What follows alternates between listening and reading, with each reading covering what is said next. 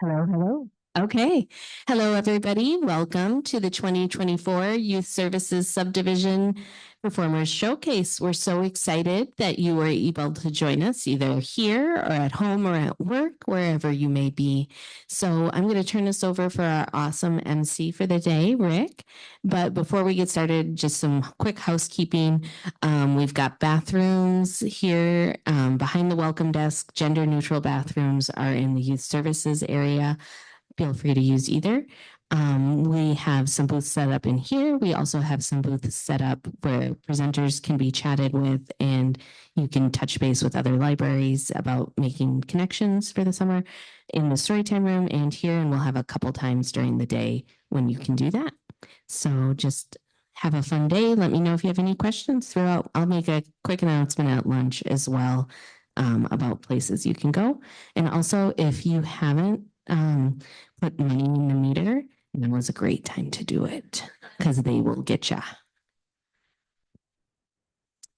Thank you. Let's give Daniel a big round of applause for putting all this together, and our assistant Trevor for helping out.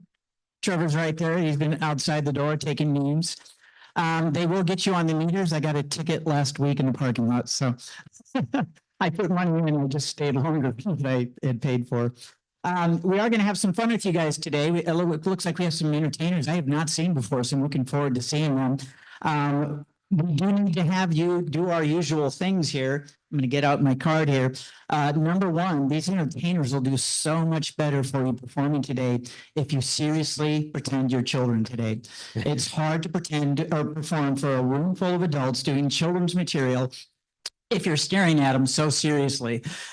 Have some fun, get involved. We're going to be looking for volunteers, and every showcase, it's usually the same 4, 5, 6 people that raise their hand. But try to take turns, raise your hand, come on up. Consider it a civic library duty to come up here and volunteer at the showcase. But it really, I can't even tell you how much it helps them out. It'll give them so much more energy, especially if it's their first time here to the showcase. Some of them don't know what to expect. And so it can just help them out if your hands are up there quickly where they don't have to look. A second thing is technical difficulties. That's going to happen, whether it's the camera, your phones, whatever it might be. Give them a break. When you come to your library, they're the only one there. They don't have to compete with everybody else. So just kind of keep that in mind if something were to happen. And if you do have to get up, try to get up in between acts. It helps the disturbance and the performer's energy again when they're performing. So with that, I would like to introduce our first performer. His name is Kristen Strutz. He's with Wacky World he's going to do Wacky World of Wesley Waffles. Wacky World of Wesley Waffles is a character-driven kids music show with high-energy songs, fun prompts and segments, and lots of laughs. Let's give a huge round of applause for our friend Kristen. Yes, all right. How are we doing today, everyone? Are we doing good?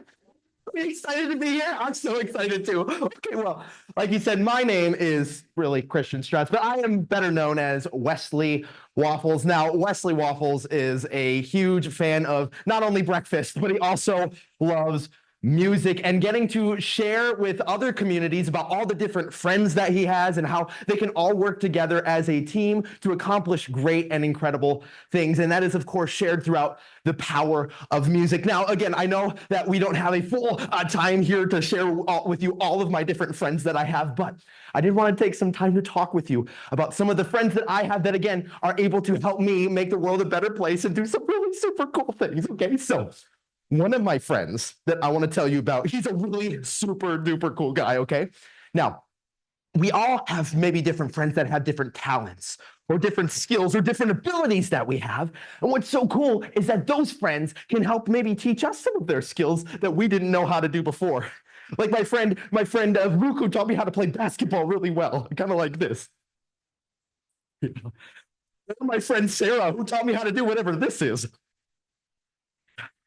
Or my friend Dan, who taught me how to make an echo that goes on forever and ever and ever.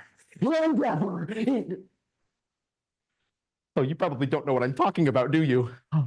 Okay, well, let's do a quick story time with Wesley Waffles so you can get to know about my friend before we get into our song today.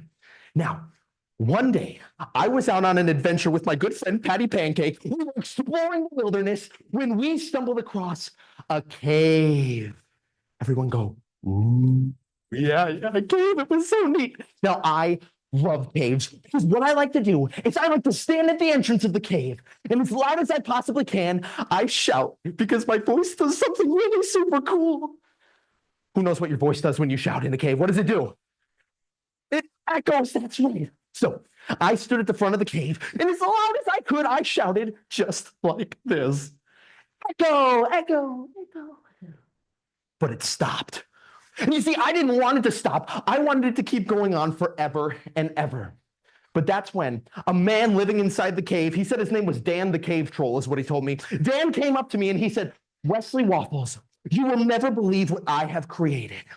He said, I'm an inventor, and I have made a machine that can make my voice echo and never, ever stop. The only way we can make it stop is by saying the magic word. Who here knows what the magic word is? Anybody know? Please no, it's actually beans. Yeah, I don't know why. That's just what he told me. The magic word is beans, okay? And if we all say that together, it should make the echo machine work. Now, lucky for us, I actually have a never-ending echo machine that Dan built all set up and ready for us to go. And we're going to do a little demonstration of how this works for you here today. Now, again, this is an echo machine, which means it's going to be listening for noises. So we all have to make sure we have our listening ears open and ready to go so we can hear this echo. Okay, now to start out, it's been a little while since I've used the echo machine, so bear with me as I kind of try to remember. But I think what Dan told me is, he said I need to press a button on this pedal with my foot, like this. And then I need to say something into this microphone, like this. And if I do that, it should make our echo never, ever stop, unless we all use the power of teamwork and say the magic word, which is? Beans. Okay, so we're going to try this out. I'm so excited. Okay. Now, again, let's make sure we're super quiet and listening for the never-ending echo. And you need to tell me if you can hear the echo machine echo over and over and over again. Here we go. Let's keep our listening ears open. Okay.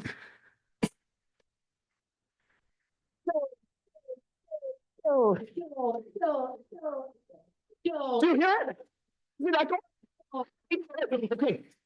Let's all use the power of teamwork to make our echo stop saying the magic word beans on the count of three. Ready?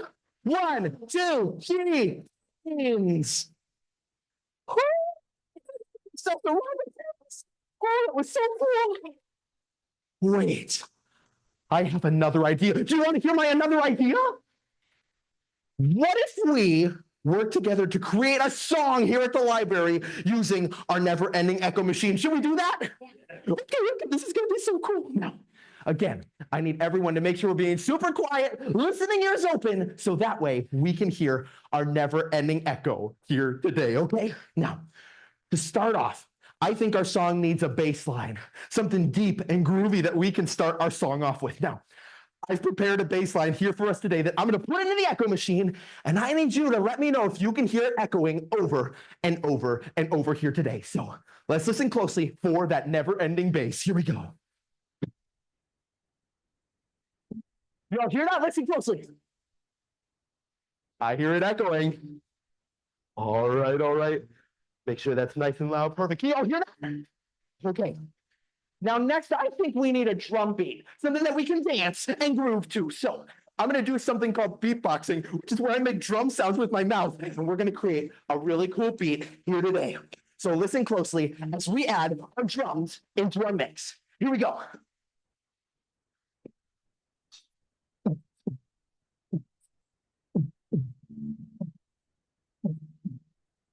You know, isn't that cool? Okay. Now, let's see. Wait a minute. I have another idea. Do you want to hear my another idea? What if we have some of you come up here and add to my never-ending song? I need someone who can come up, is nice and brave, and wants to say some stuff into my microphone, okay? And not all at once. I need someone who can do this. Thinks they can go. Yeah. Anyone think they can do that? You think you can do it? Yeah. All right, let's give a round of applause. This This young man, come on up, come on up. What is your name? Emerson. Emerson, welcome. Are you excited? Super. Is this your first ever time at a Wesley Waffles concert? It is. Okay. We're excited. All right, you're nice and short, so I'm going to bring this down a Okay. bit. All right, now, here's what's going to happen. I'm going to count you down. What we're going to do is we'll put this microphone over here, and I'll have you stand on this side. Now, I'm going to count you down. We're going to do this. I'm going to go 3, 2, 1, and you're going to go Yeah. just like that. We're going to see if we hear his voice echo, okay? All right, so let's listen super closely. I'm going to go, and then I will count you down. Here we go. 3, 2, 1. Yeah. Well, let's listen closely, see if we can hear it. Yeah. I heard it. Head back to your seat, nicely. I need one more friend. I need someone who can go. I saw your hand first. Would you like to come on and do it? Let's give her a round of applause. And what's your name? Valerie. Valerie. Are you excited for this? So excited. All right, here we go. I'm gonna bring this here. Yeah, you seem excited. Okay. Your hand shot up. Yeah, okay. Now, I'm gonna go 3, 2, 1, and you're gonna go just like that. You ready for this? All right, here we go. Nice and loud. They count you down. 3, 2, 1. Oh my goodness, that was so powerful. It stopped my track. All right, let's try that again. That was impressive. All right, here we go. 3, 2, 1. Oh my goodness. 3. Again, what he said about technical difficulty. Here we go. Ready? 3, 2, 1. Let's see if we hear that. Yeah. Oh, I heard it in there. It was a little quiet, but it sounded good. Wonderful. Yeah, you can have that. That was wonderful. You see, friends, it helps when Wesley Waffles hits the right button with his foot. Okay. Now, we are not quite done with our song. No. Because now I need everybody's help. I need everyone. Yeah. Clap their hands. Let's clap. Here we go.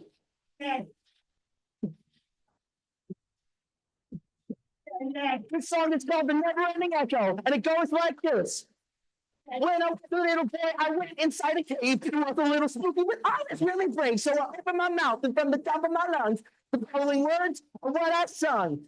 So, sing it with me. So. I really love it when the voice makes that echo. So.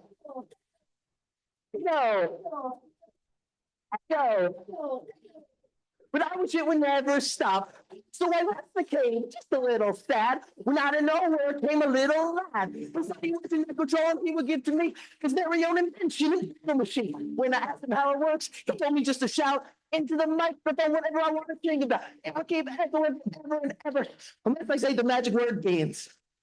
I don't know why, that's just what he told me. So. It's the never-ending echo. Here we go. No. It's the never-ending echo. All right, friends. We've come to the end of our song, which means we all need to work together and say the magic word, which is? All right, let's all work together, and on the count of 3, using the power of teamwork, let's make our song stop. Here we go. In 1, 2, 3, beans. Round of applause, friends. You did so good. Woo.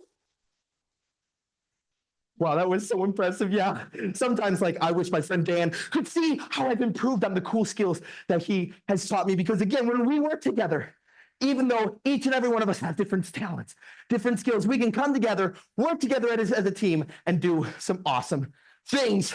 Now, we've got just a few minutes left. While we are wrapping up, I do want to show you one of my other friends real quick. We don't have time to do a full another song, but one of my other friends that I really love to introduce is my good friend, Tim the Alien, okay? I would love to quick introduce you to Tim the Alien while we wrap up our performance. Now, Tim the Alien, something really cool about him is he lives all the way up in outer space, okay? So unfortunately, Elon Musk wasn't able to send him here in time, so he's up in space, stuck up there. But I did want to all draw you a picture so you could see what Tim the Alien looks like. So I'm going to draw some eyes like this.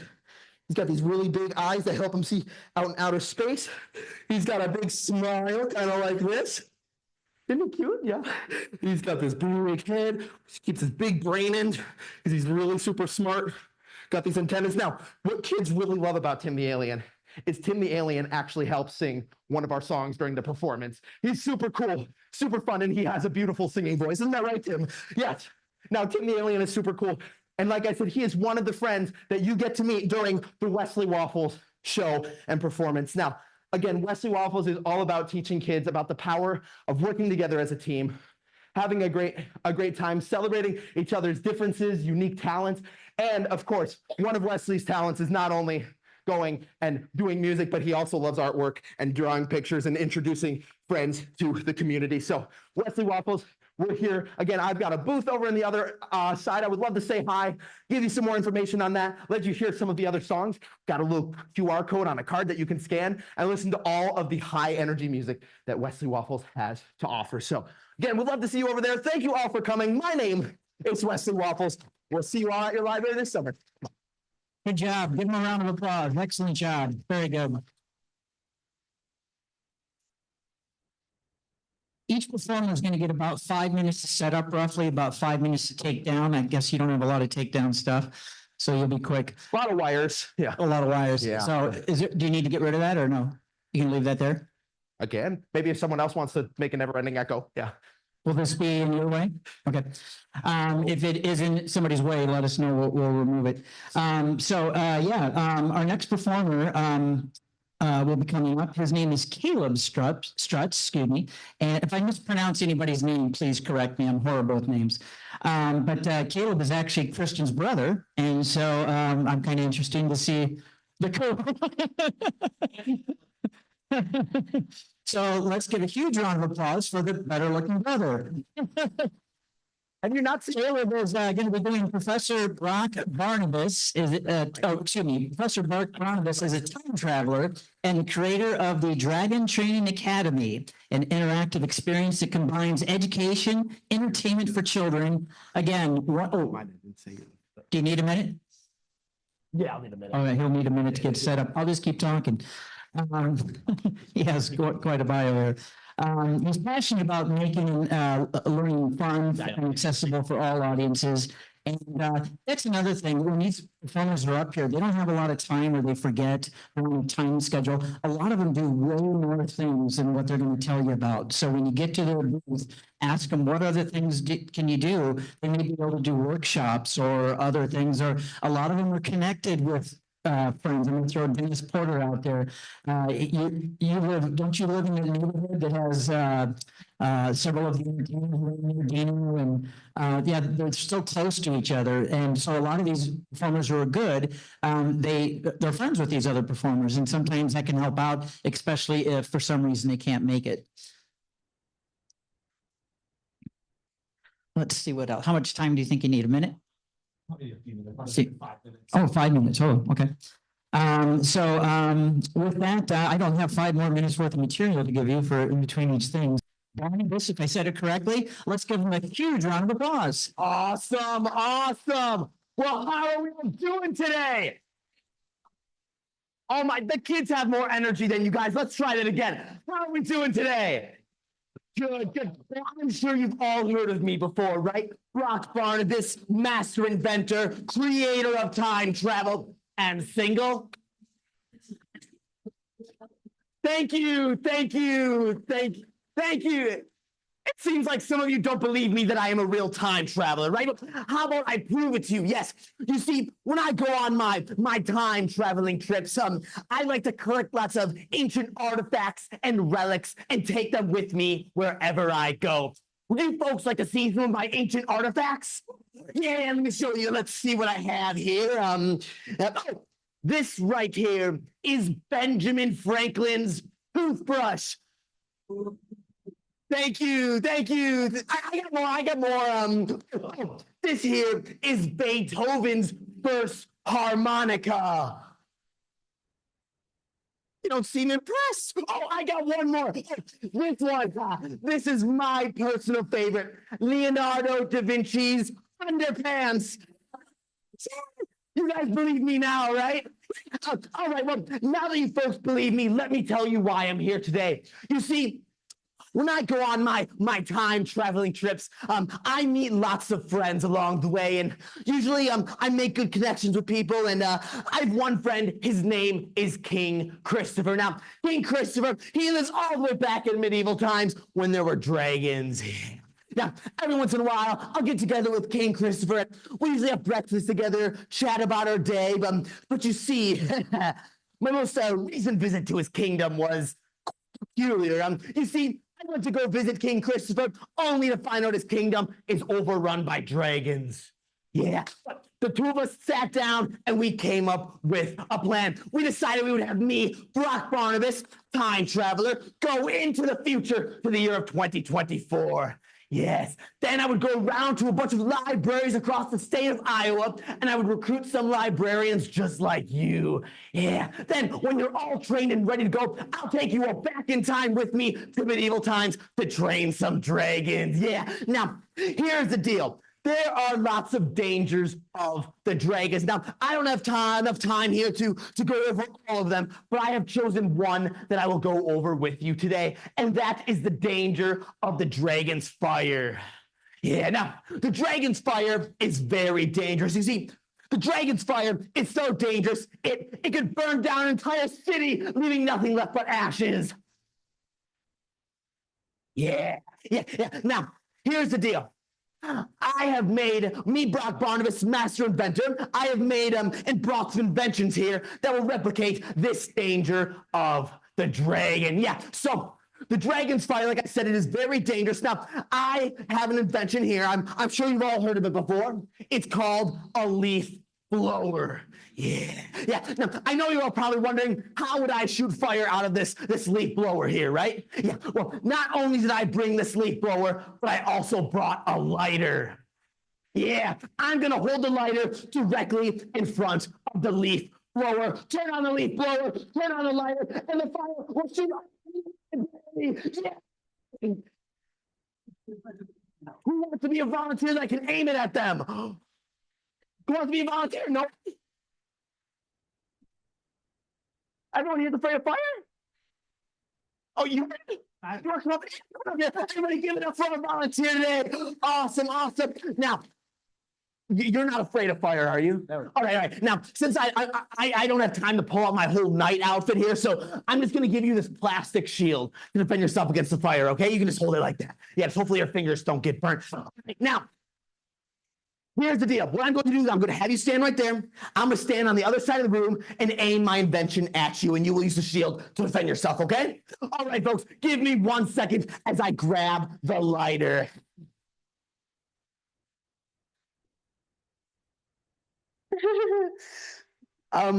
So I kind of forgot the lighter. What are we going to do? What is the next best thing other than fire? Say it with me. Toilet paper. We should teach me a volunteer today. Yeah. You see, with me everywhere I go, I always bring toilet paper. Yeah. I cannot tell you how many libraries I've been to where they're out of toilet paper in the men's bathroom. Yeah, it's ridiculous. Yeah, so that is why I bring toilet paper with me wherever I go. And you want to know what else I bring with me? I bring with me my favorite toilet brush. Yeah, you see, if you book my show today, I will throw in a special deal for you. Yeah, I will go ahead and clean your library's toilets for free. Yeah, see, this is my toilet brush right here. Yeah, this toilet brush, I have cleaned thousands of toilets with this toilet brush right here. Yeah, so this is what I was thinking. You see, I can grab my toilet brush and put the toilet paper on the handle like so. Then I can grab my leaf blower, aim it at the toilet paper, and have it project at our volunteer here today. Who wants to see if he can defend himself against the toilet paper? Yeah. All right. Now, I'm actually going to have you go stand on the other side for me. All right. Thank you. Let me get this plugged in real quick. All right. Folks, are you all ready? Yeah. All right. Are you ready? All right. Well, you're going to have to be. All right, folks. Let's get a countdown from 3. Ready? 3, 2, 1.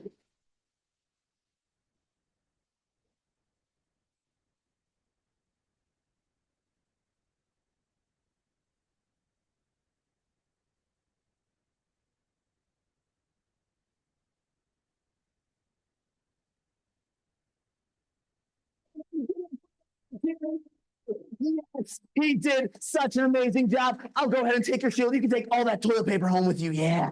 All right. We all know men love toilet paper, right? Yeah.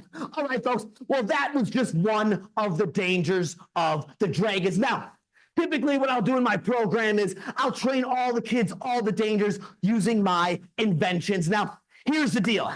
Since we are not able to go over all the dangers, I can't really take you all back in time with me. But here's what I was thinking. I could bring a dragon here today. Do you folks want me to bring a dragon here today? All right, how about this?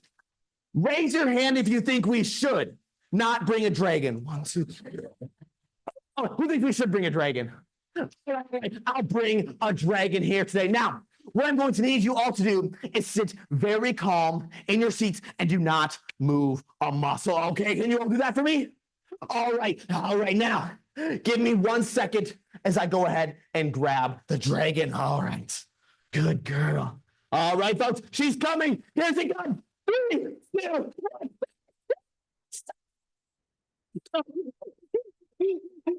1. All right, folks. This is our dragon. All right, everybody say hi to the dragon. All right, now this dragon I have pulled back from the past. Now, you don't want me to go ahead and just put this dragon back, do you? Would you like to hear some fun facts? Yeah, let me think of some.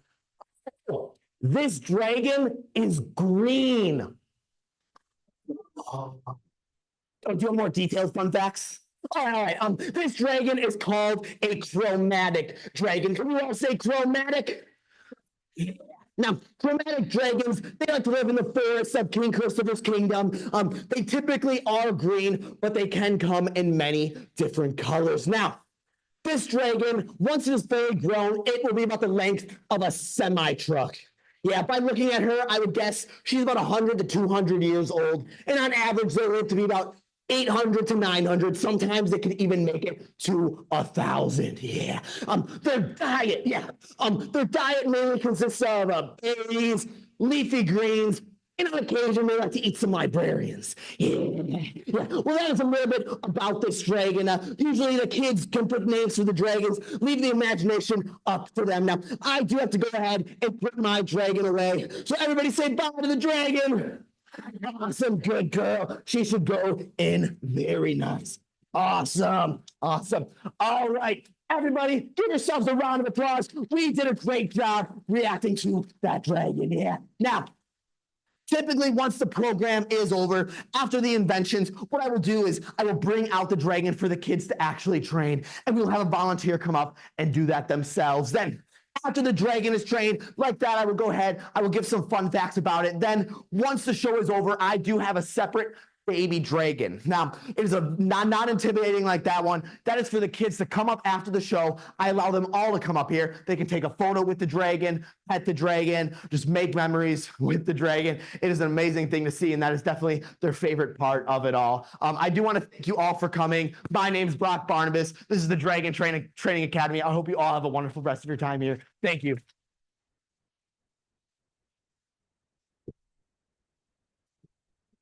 Noller, if I pronounced your name correctly, is a published composer, music educator, and a children's musical artist with 3 original albums: Watch Me Grow, Big, and Falling for Fall, streaming on all platforms.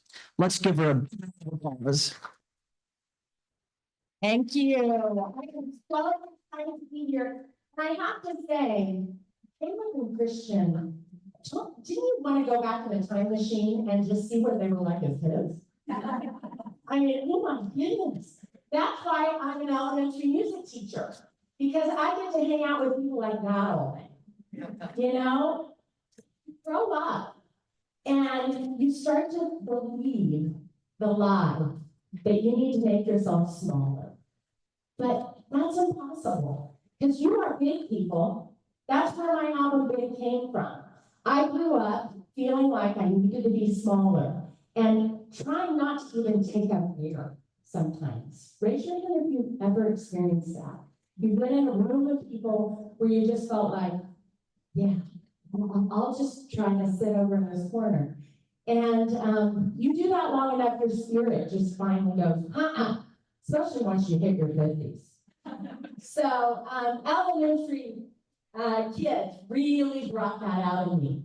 And I actually was in Nashville for 8 years. I did contemporary Christian music for 2 of those years, traveling, and lost the joy of songwriting because I constantly was comparing myself to other people.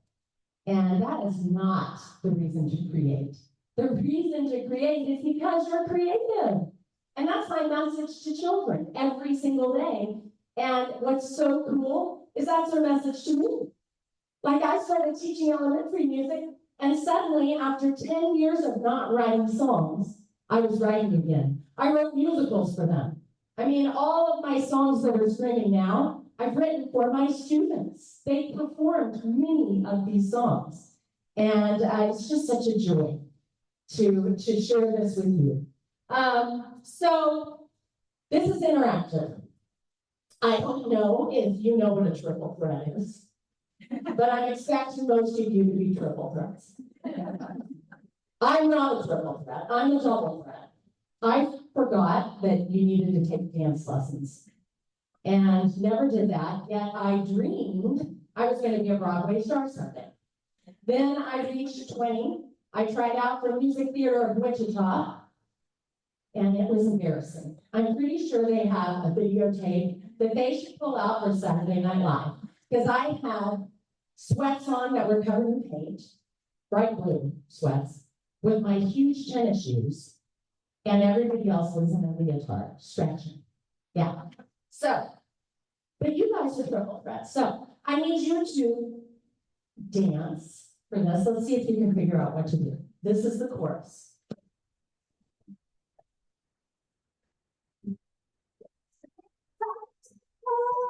Oh, that's good. You got this. Shut the feet down. And I can do some work. You might need to stand for that one. Raise them up in the sky. You figured out it was me, and some of my kids will try to do their name. Touch you down to your toes. Raise your hands up.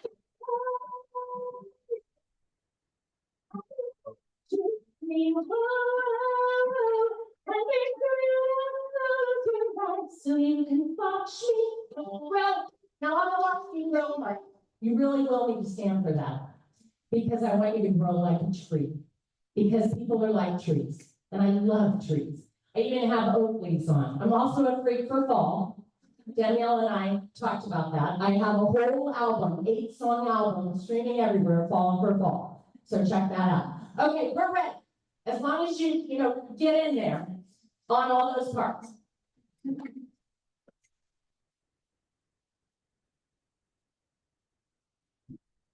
Watch me grow.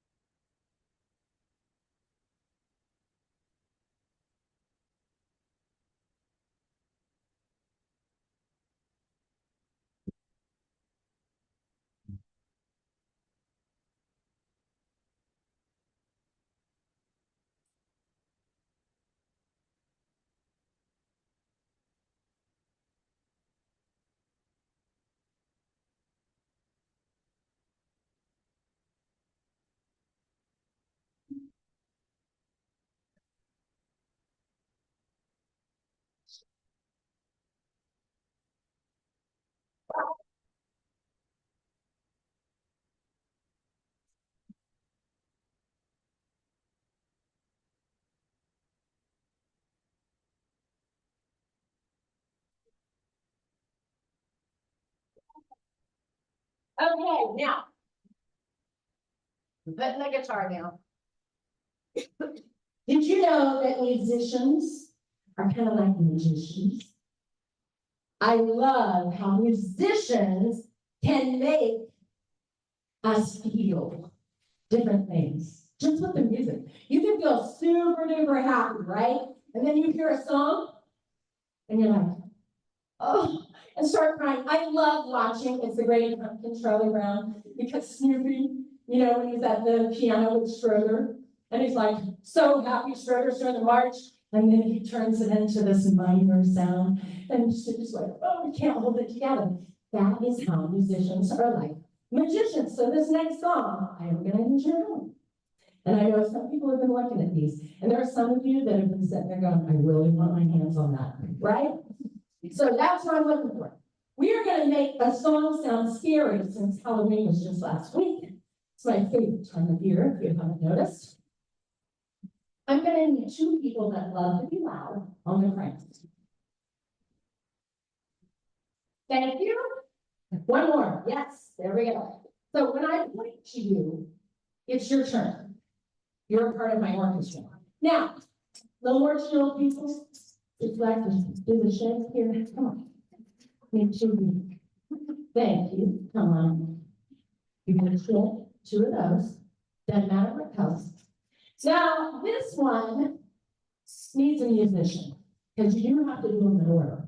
When I point you, you go like this. Come on. So we finish. Yes, yes. Thank you. I love it. And then, if you thought the cranks were loud, thunder drums.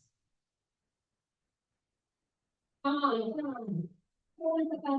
I'm doing. So much fun. And you stay in order, so the thunder drums there. And then one more. Anybody? And then the last one is my favorite. The one I needed the drumstick for, right? Who wants it? It's the big finale each time on the verses. Come on, come on, come on. Yes. We got it. We have our orchestra. That's now we're going each one. But we don't have enough time for that. So thank you for participating. We are going to make a song sound scary. So when I point you, you'll start off, then I'll point you, then you'll need these. I'm trying to do. Here, let's practice. Oh, I forgot one. My beautiful little. Okay, and you're right next to the Dulcimer, right there. Okay, so when I put you, and you're the chorus. Okay, here we go. Don't turn out the lights. I don't want anyone to be so terrified they go running.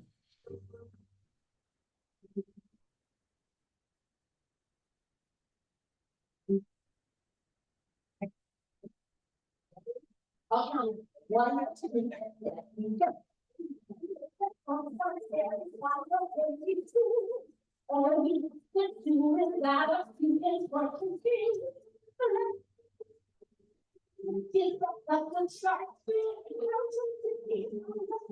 Now we have a marvelous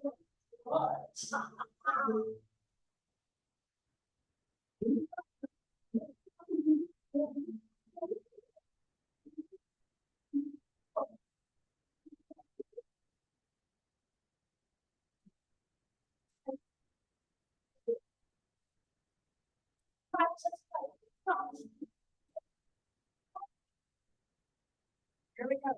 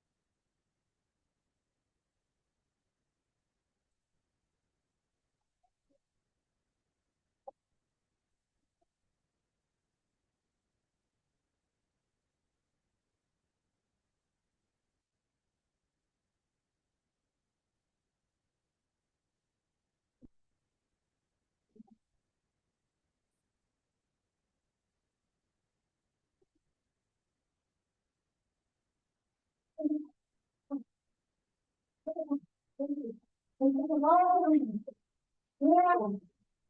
We didn't lose. No one ran off screen. Okay. Now, I know this next year is Color Your World, and I love colors, and I know you love these. So I'm just going to throw them out, and whoever wants them can get one. Okay, because we can make songs sound scary by instruments and the scale we use, minor. But we also can make songs sound sad or very tired or really excited, right? By tempo, how fast or slow the music goes. I'm gonna save this one for you. So what I want you to do, you know that book, The Tortoise and the Hare, those mini books written about the tortoise and the hare. And the tortoise goes really well. And slow. So on the slow parts of this song, you're gonna do your start very slow. You're not way of course. On the fast parts, you become the hare. And if you want to stand up and jump, do, because I will. This song I wrote for my students during COVID. I missed them so desperately. And so I just thought, oh, have you ever heard the song, You Are My Sunshine? Yeah, well, this song's fun. This song has that with one line in it. How about Twinkle, Twinkle, Little Star? That's one of my favorite. This song's not that either. But it has that little line in it. If you're happy and you know it, clap your hands. If you're happy, right? This song's not that either, but I have that line in it. And then there's one more. Rain, rain, go away. You know that one? You got it though. This song is not that, but I have that line in it. So I wrote this song for my students, just reminding them how much I love them and miss them, and put all their favorite songs in it. So I hope you enjoy. 1 second. Can I actually get you to swap out and use our mic? Oh, sure. Thank you. What's going on with it? So Is it popping? No, I don't think it's playing for the people at home. Oh, okay. So Gotcha. we'll give that Check. Okay, there. there we go.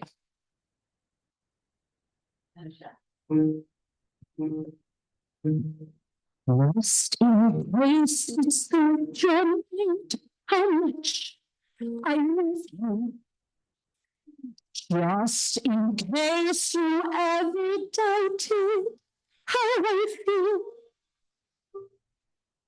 I decided that I would all my feelings in a song. So you would know my admirations. Are you ready? You are my sunshine. You make the rain, rain, rain. I'm happy and I know it. You're the best part of my day. You are my sunshine. My twinkle, twinkle, little star. Now you have the silly song to remember who you are. I have watched how hard you try to make a difference. And I'm thankful for your ever guiding light. So on days you think your strength is gone, make sure you memorize this song and how I love you more than you realize. You are my sunshine, you make the rain rain. I'm happy and I know it. You're the best part of my day. You are my sunshine. My twinkle, twinkle, little star. Now you have the silly song to remember who you are. So when song, and I will laugh and play. The words in her. You are my sunshine. You make the rain, rain, rain. I'm happy and I know you're the best part of my day. You are my sunshine. My twinkle, twinkle, little star, now you have the silly song to remember who you are. Now you have the silly song to remember who you are. You are my sunshine.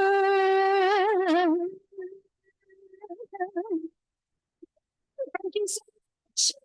It's been a pleasure. I will be over there.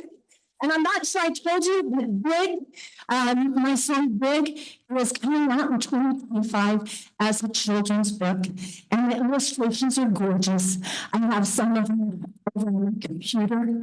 I would love to show you. It's all about how we are so much bigger than our bodies. So thanks again, Kim Noller. Thank you, Kim. Great job.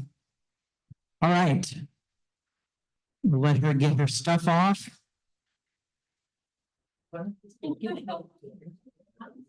Career. I know Dennis has been to several libraries out in the state in the past, and those libraries that have had him have told me that he's done a fantastic job. So you're welcome. So with that, let's give Dennis a huge round of applause. Let's Happy Faces Entertainment. Good morning. I am a true variety entertainer, which means who has programs for kids at your library? Yes. Who has programs for teenagers at your library?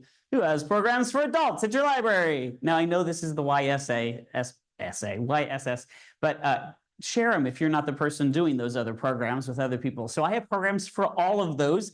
Happy Faces Entertainment, currently on the screen, it says KC Mystery Players. That's the murder mystery side of it. So I'm just going to show you a few of those different things coming up here with the level up theme. We have our game show party. We can do that for kids, for teens, or adults. Just depends on the length and the games we'll play. You'll get a sample of that here pretty soon. Mad Skills, which is actually kind of a team building exercise. I've done it in corporate settings, but we also do it teens and adults. They compete against each other in teams to see who can accomplish as many tasks, puzzles and activities in the limited amount of time with an unknown amount of time. I just tell them when they're halfway through. All right. So it's a fun interactive way to get with that. And then if you want to just step out of the box and do a different theme, we're bringing Super Friends back this year. They're drawn together because they're cartoons. That's how they came together. They were drawn that way. All right. Which also means if you want to share the other Color Your World theme, that fits in there. And then the KC Mystery Players, the murder mysteries, interactive murder mysteries, 8 to 10 characters are played by the audience. And part of that, and you get to figure out who did it at the end. Yes. And for those that have seen the 3 that I can do by myself, because some of them that we have require like multiple people. I have a new one. I'm looking at you. Yes. All right. Some of them have gone through them. So, last weekend of July, I'll just throw that out there. If you're in the Northeast, yeah, I already have Nashua one in the last week of July. So start that book and tour up there. If you're still going that long. I know some people don't go that long with that. So, enough talking. Let's get to some fun, right? Yes. Yes. Ladies and gentlemen, the game show sensation that's sweeping the street. It's your game show party. Put your hands together for your host with the most, Jenny Ray Bird. Hey. Welcome everyone to the live studio audience of your game show party. Now today, for our limited time, we're going to play some short versions of a variety of games. So just so you get an idea of some of the different games that are options in your game show party. So let's start and find out what our first game is. We'll go to the big board. It is... Uh-oh, we don't know what it is. The tension is mounting. What could it be? I don't know. There are options out there. It is... Yes. Yes. Some people got excited. Some people went, uh-oh. That's all right. We do a nice, simple true or false trivia. All right. So every answer is either true or false. And also, game, everybody in the room gets to play at the exact same time. Yes. So I'm going to read you a question. Today, I'm going to put it on the screen for you also. So we'll read the statement. I'll say true or false. You'll guess. If you get it correct, you stay standing in the game. If you get it incorrect, you sit down. All right, sound pretty good? Now, obviously, I can't understand all of you talking at the same time, so you're going to need to use your body language. All right, so if you think the answer is true, put your hands on your head. Right? If you think the answer is false, put your hands on your tail. Very simple. True or false. All right, pretty good. All right, so everyone stands up. Yes, yes. I'll open it to everybody in the room. Yes, if performers, you can play along too. Yes, allow everyone here. All right, so everyone show me what you do if you think the answer is true. Hands are hidden. What do you think the answer is false? Is your tail? What do you do if you have no idea in the world what the answer is?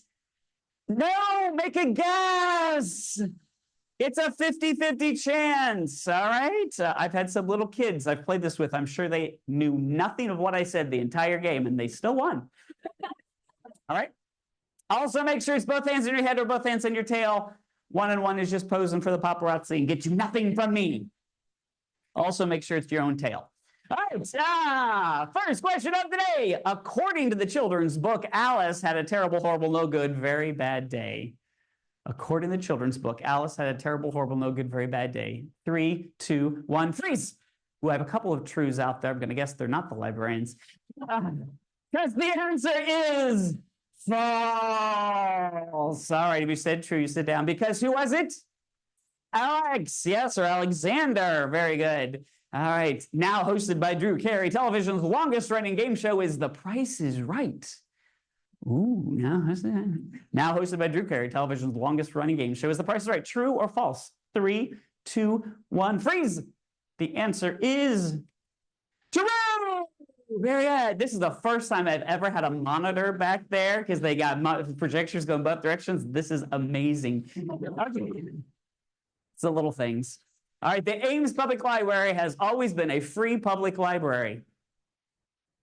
The Ames Public Library has always been a free public library. True or false? 3, 2, 1, freeze. The answer is false. Oh, it started by membership of a reading room back in the 1800s. Ooh, I got a lot out on that one. Okay. All right. All right, it seems like it would have been, right? All right, here we go. While attending college, children's librarian Christy Allison earned extra money walking the runway as an amateur fashion model. While attending college, children's librarian Christy Allison earned extra money walking the runway as an amateur fashion model. True or false? In 3, 2, 1, freeze. They did say true, but they believed that it's possible. Now, I made up this question. So I have to go to the source to find out. True or false? Is it true or false? Only you know. False. There is false. Oh, the trues are sitting down.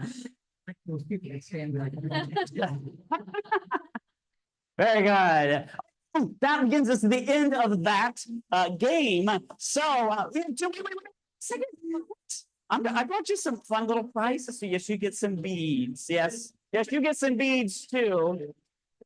Oh, wait, you gotta go down. There you go. There you go. All right, get some beads. All right, while they get the prizes, our next game is which is older. You kind of play it the same way. Everyone gets to play. Yes. But what you're gonna figure out is which is older on the screen. Here's give you the example: Katy Perry or the Liberty Memorial. Now, if you're not from Kansas City, I don't expect you to know what the Liberty Memorial is, but is the world's, is the only world memorial, a museum, maybe? I'm not sure. I should know more. Yes. So you get to guess which is older. A couple things. It's not how old they are in the picture. It's how old they would be as of today. So I could put a baby picture up there of someone, and then you guess which is older. This time, you just put your hand up of which side you think is older. So if you thought it was Katy Perry, you'd raise your left hand. If you thought it was Liberty Memorial, you'd raise your right hand. Once again, get it correct, stay in the game. You make your guess. I then let you know Katy Perry, born in 1984, Liberty Memorial, built in 1926. Obviously, the memorial. So everyone else gets to stand and play again. Yes. There we go. Here is your first. Yes. Harrison Ford or the Ford Mustang? All right. Which is older? 3, 2, 1, freeze. Let you know Harrison Ford was born in 1942. The Ford Mustang came out in 1963. Yeah. Okay. I know. Interesting there, yes. Betty White or Betty Boop? Ooh, getting trickier. Betty White or Betty Boop? In 3, 2, 1, freeze. Betty White, born in 1922. Betty Boop, created in 1930. There's Betty White. Yes, nice there, yes. And only one of them has a musical about them. Do you know which one? Betty Boop. He'll be heading to Broadway next year, I believe. It was just in Chicago. All right, Mildred Benson, or the Iowa Library Association. Mildred's from Ladora, Iowa, originally. An author. Who knows what she's most well known for? Nancy Drew. Yeah. So you wrote a lot of the original Nancy Drews. Which is older? 3, 2, 1. Freeze. All right, which you know, Mildred was born in 1905. The Iowa Library Association got started in 1890. Iowa Library Association down to 3, and which, as you can see, these are customizable games. All right, my favorite, Johnny Depp or the Nintendo Corporation? Johnny Depp or the Nintendo Corporation? 3, 2, 1, freeze. All right, Johnny Depp, born in 1963. The Nintendo Corporation started selling playing cards in 1889. Oh. All right, we have 2 people still in the game. I believe that was the end of that game. So we have 2 winners. Yes, very good. Thank you very much. And the winner back here, Mr. Waffles. Thank you. And who remembers what time I started this showcase? It was supposed to start at 10:45. I know I started before then. So we'll go on. There we go. Say what? All right. For this game, actually is if you know your text speak. All right. Or acronyms. All right. Now for this game, you can actually play with buzzers. Yes. So I can have at least some people get excited. Yes. All right. I got 5 players come up here to play with the buzzers. First 5 to make it up here get to play. I know. You don't. That's not how I normally do this. But I'm just letting you have a chance. Grab a buzzer of your choice. Yeah, running. Taking that out. I got 1 more for 4. There you go. Oh, that's all right. I had one that just. Oh, okay. Oh, you. Yes. The buzzers only let 1 person buzz in first at a time. You just press it gently. It is not a small child you're annoyed with. Do not smack it really hard on the head. All right. And then it'll let me, don't yell out the answer until I call your color. All right. All right. And then we should know. Red. BFF is best friend forever. Best friend forever. That is correct. Yes. Green. Later. Talk to you later. That is correct. Orange. Oh. Got to go or good to go. Both works. Yes. Red. Also known as. Also known as. Yes. Whoa, it's the tricky one. Oh, 7 orange. No one. You get an extra sound effect for that one. Yes. It's a special one. Red. Then why'd you press the buzzer? That is correct. No. The original orange. Yes, this is the fun one that the teens don't know. They're like, what's that? It's like, this is where it all got started, is where that is. Yes. Green. If you know, you know. Very good. And green. Top for now. Very good. Yes, let's hear for all our players up here. Very good. All right, hold right there. Yes. All right. Since you're here, we're going to play a couple of quick games here. All right. There you go. So what we've done is we've taken logos, got rid of all the letters and numbers. You got to figure out the logo. For example, orange is like, this is the practice rounds, but that's all right. That's all right. It is. Target. Yes, very good. All right. Some are easier than others. Red. UPS. Very good. This is how it all started on a trip to Iowa. Yeah, yellow. Dairy Queen. Dairy Queen, yes. And they are not necessarily the most current logos. They're just a logo. Green. Iowa Library Association. That is incorrect. Yellow. That's the Ames Public Library. That is the Ames Public Library. Yes. All right. See, when you host it, you get special benefits. Orange. YouTube. Very good. Yes. And ooh, we've got green. Quick start. It is not quick start. Anyone else would like to give it a try? Orange. Not Quiznos, sorry. Yellow or red? No. Live studio audience. A and W, very nice. There you go. And green. Happy Faces Entertainment.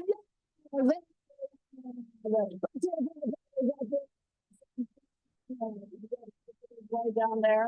And of course, wait, you get prizes too because you came up to play. There you go, pick that up there. Yes, there you are. Yes, there you go. There you are. That's very nice. Yay.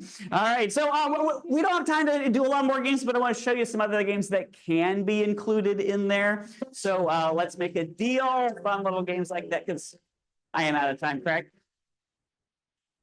I can do a quick let's make a deal if you have, or are we done? I think you have enough time to do it quick. Okay. So usually there's a timer on the front row that says 3 minutes, 2 minutes. Okay. All right. So for this, I need 3 players. First 3 to make it up here has a chance to go home with fabulous prizes or the stuff I brought. Anyone want to give it a try? All right. Anyone can play. Anyone can win. There's no age restrictions. Yes, I have 1. I have 2. And I have 3. Very 4. 4. That's all right. All right. Well, since you, I think, were the first to make it up here. Yep. I'm going to let you choose which box do you want to go with? The garbage can. The garbage can. It's blue, so I'm guessing it should actually be recycling. Should be. It probably is. Should be, yes. But And since you were the first up here, I'm going to let you decide what each of these lovely librarians get. Olivia gets this one. This one. And And then Tori gets the sparkly That's box. what I wanted. Really? Okay. Okay. All right. This is when you wanted. All right. So, since that was the one you wanted, we'll start with you. All right. So, all right, in your box. Yes. Now, if you're not familiar with Let's Make a Deal, there's all zonks, which is fake things like that's a lawnmower, but it's a goat. All right. So there's a chance that this could just be a zonk. You could instead say, you know what? I don't want to take a chance as zonk. I'm going to take some beads and sit down. No, I'm gonna take it. What's in there? Okay, let's go in here. We're on the quick version. So you get your own. You're there. All right. All right. Now wait a second though. Okay, Olivia, you're down here. You have this box. What's in this box? You can go, hey, that box looks very good. Or, you know what? That buzzer looks even better. I'll take the buzzer and give her the box. It's gonna be boring because I want to know what's in the box. What's in the box? All right. And that's, you have won yourself a brand new iPad. Zonk. But it is a pad with an eye on it, so it is an iPad. Yes. All right. Brings you down here to your recycling bin. All right. You see this? You don't know what's in it, but you know what's standing over there. Would you like to take one of those prizes and give them what's in there, or would you like to go, what's in the recycling bin? So I don't get the whole recycle. You do not get the thing, just what's inside of it. Okay. Can I Wow. feel how heavy it is? No. Because on TV, it's a big box over there by the lovely lady, and you can't go touch it. You don't know. It could be a key to a brand new car. I'm gonna take my chances that I want what's in there. Okay, let's see what you have in here. You've got in here a bag of recycled Halloween kit. Yes. Wait, there's more. You get a mini lantern. Oh. There's more. You get $25 discount for any Happy Faces Entertainment program. Thank you for all our players up here. Thank you all very much. You can have a seat down there. We have the newly friend game, like the newlywed game. But we can do it for kids and adult, like parent kids. We can do it for coworkers, if you're having your staff development, or just friends. So a lot of varieties of that. Minute to win it, we just do it head to head. We also have things that nice and classic game there with that. So Happy Faces Entertainment, Casey Mystery Players for the murder mystery part of it. Something for all ages, ready to have some fun. Everything is interactive. Smiles for everyone. So if you have a smile on your face today, thank you very much. That's why I'm here.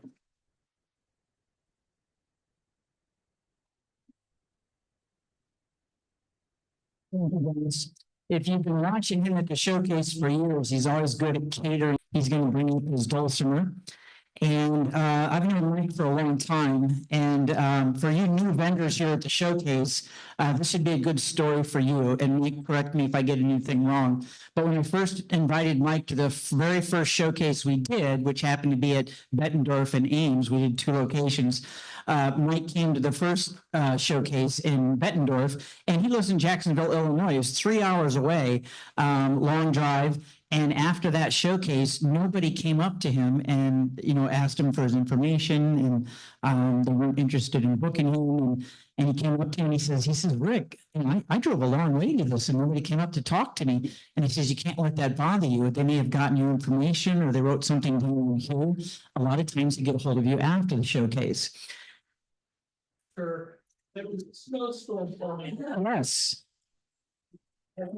And he said, I don't know if I want to go to Ames, but he said, this is how he is. I gave him my word, I'm going.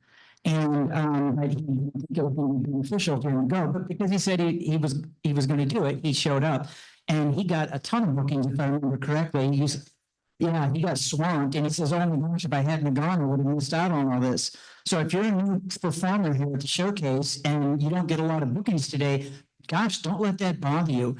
We had one performer and one. Call me if it does. We had a performer one year who didn't get any bookings, and he said the same thing. He says, I don't know if I want to come back. I didn't get anything. I says, we have a lot of people here, and they can't book everybody. And I says, trust me, they like you. They're probably saving your information. And the very next year, he never came to the showcase, and he was flooded with bookings from the previous year. And they told him, we saw you at the showcase. You didn't fit into that theme this year, but boy, we want you this year. So if you're not getting the bookings right away, don't take it personally. It depends what they're doing. They're the ones that decide what they're going to have or what they're going to do. And so you just have to be patient sometimes and it'll work out. How much time you need, Mike? You ready? Wait, let me strum this, make sure it makes noise. I'll read your biography while we're waiting. Mike Anderson, little kid educator, 40 years plus. Early childhood specialist, children's performer for 50 years, musician, storyteller, author, adult programmer, holiday entertainer, and chief bottle washer. Mike has been doing things for a long time. He's been to our showcases many times. He's a big hit with the libraries. Let's give him a big round of applause.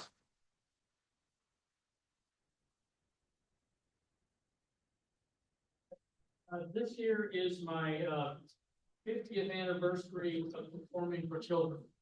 Oh, my.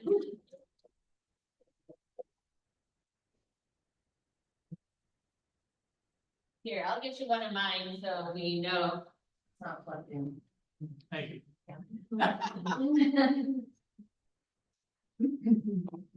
She's doing that. Oh, look at that. We didn't have these things back when I did, and a dinosaur would bring me the. Look at that by your. Here. Yes, and then. And it's gonna go all over the place. How's that? Go up a little further, everything. It goes up like cones. So let's go about right here where this button is. I can't see that.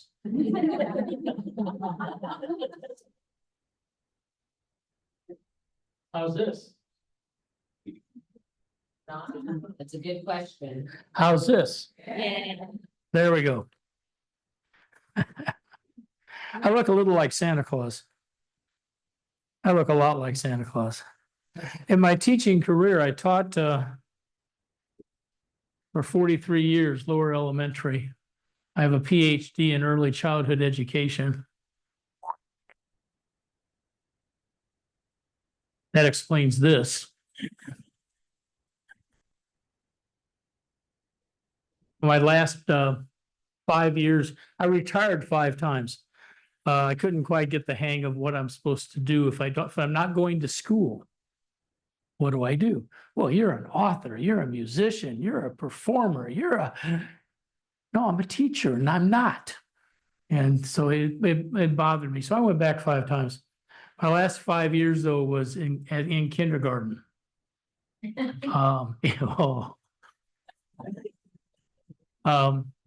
how hard it is to get up off the floor if you're of a certain age. You guys know that. There's, and here's a tip. Don't start teaching kindergarten if you're over 60. It's horrible. But anyway, my class was convinced that I was Santa Claus. And it was a dirty trick to have Santa Claus as your teacher. And then the school district just kept moving me around because at that point in time, they had on the salary schedule, they had negated my doctorate and my experiential years. And I was basically working at beginning teacher wages, but I was a teacher again. And they were moving me around. We got a problem we think you can solve. My last year was second grade. And I had my exact same kindergarten class back. I mean, down to the kid. Nobody knew, nobody left. It was my class. And the first thing they said was, you need new jokes. We know your old ones. But there was a little girl who in kindergarten was actually convinced that I was Santa Claus. I mean, there was not a doubt. That's not where it went. There was not a doubt in her mind. Yeah. That I was Santa Claus. And then in second grade, she came up to me. Her name was Riley. And she said, Mr. Anderson, I know you're not Santa Claus. I said, yeah. And before I said anything stupid, and stupid was right on the tip of my tongue, she said, you're his brother, aren't you? And at that point in time, Hugo Kringle was born. I do shows internationally. When I was in Taiwan, Encyclopedia Britannica took me to Taiwan to perform. And when I was in Taiwan, I went over there as Mike Anderson's storyteller. But right from the word go, I was Santa Claus. And then I said, no, I'm his brother. Oh, okay. And so and I've got the other room.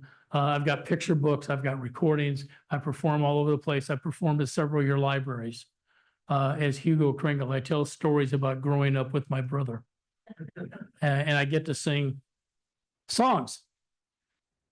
Hugo is a much better deal than Santa Claus. Santa Claus is a one-trick pony. He can't do much. He's my brother. He's heavy.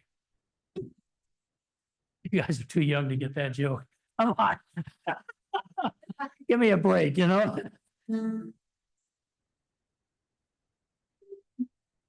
Anyway, Santa Claus comes to your library and he's a typical program.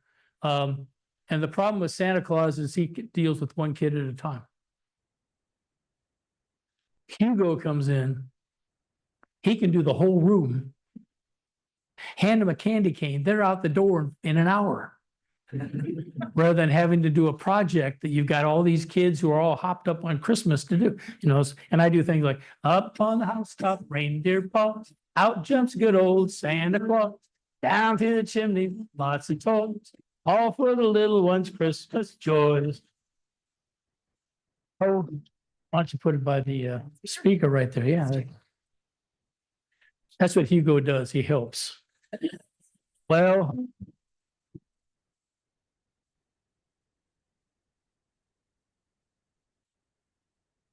what's going click, click, click on the housetop? No, it's not.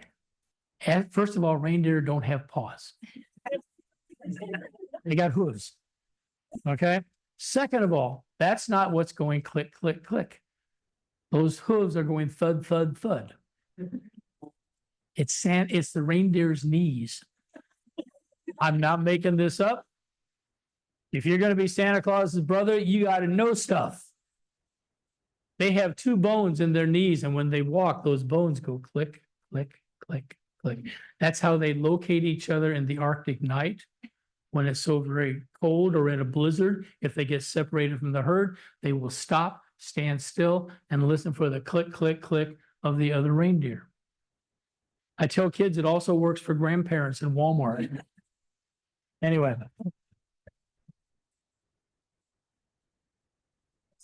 No, I can tell you. Yeah, anyway, that's Hugo Kringle.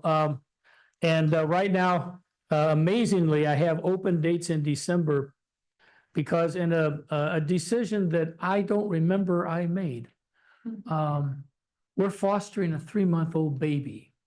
Yesterday, sleep's highly overrated. But anyway, because of that, I didn't take a lot of shows away from home in December because my wife did work the mornings, she did her job, would come home, and then I had the afternoon, which doesn't allow you to go to Orange City or Louisiana. So, and then my wife quit her job to watch the baby in the morning.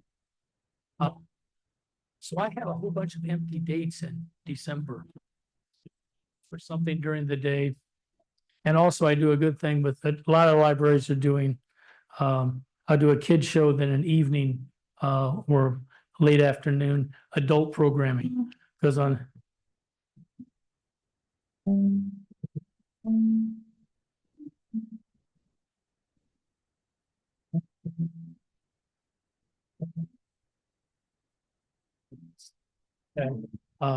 so I do a lot.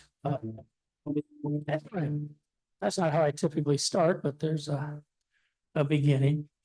Okay, I'm done with the Dulcimer. Thank you. Back to the beginning. What time am I supposed to be done, Rick? 5 minutes. I have 5 minutes. I blew it all on Hugo. I play a lot of instruments. If I come to your library, I'll play at least 4 instruments. Okay. My banjo be that I play guitar, but there's a lot of guitar players, so I don't carry it around anymore because I'm getting old and it's heavy. But my banjo will be there, the dulcimer will be there, the jaw harp. Okay. I played at the International Jews Harp Festival, which moves all around the world several times.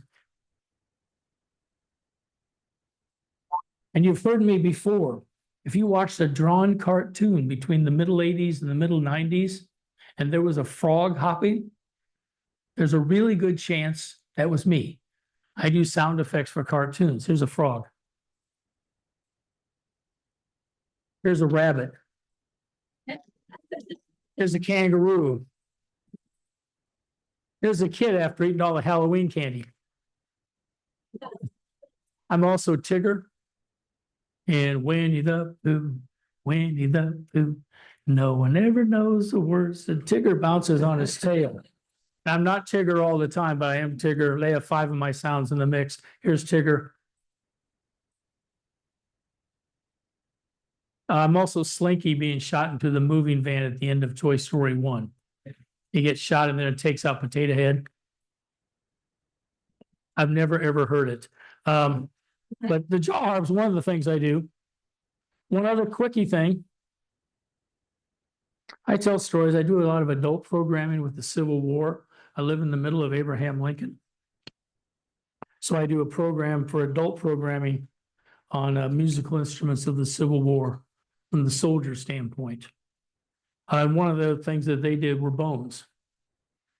Okay, this is what's left over of a kid in my class who would shut up when. That's not true. Maybe.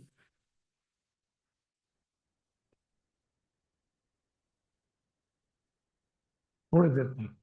Oh, well. I'm Bullseye in Toy Story 2. When Bullseye runs. That's me. I've never ever heard it, but I get a royalty.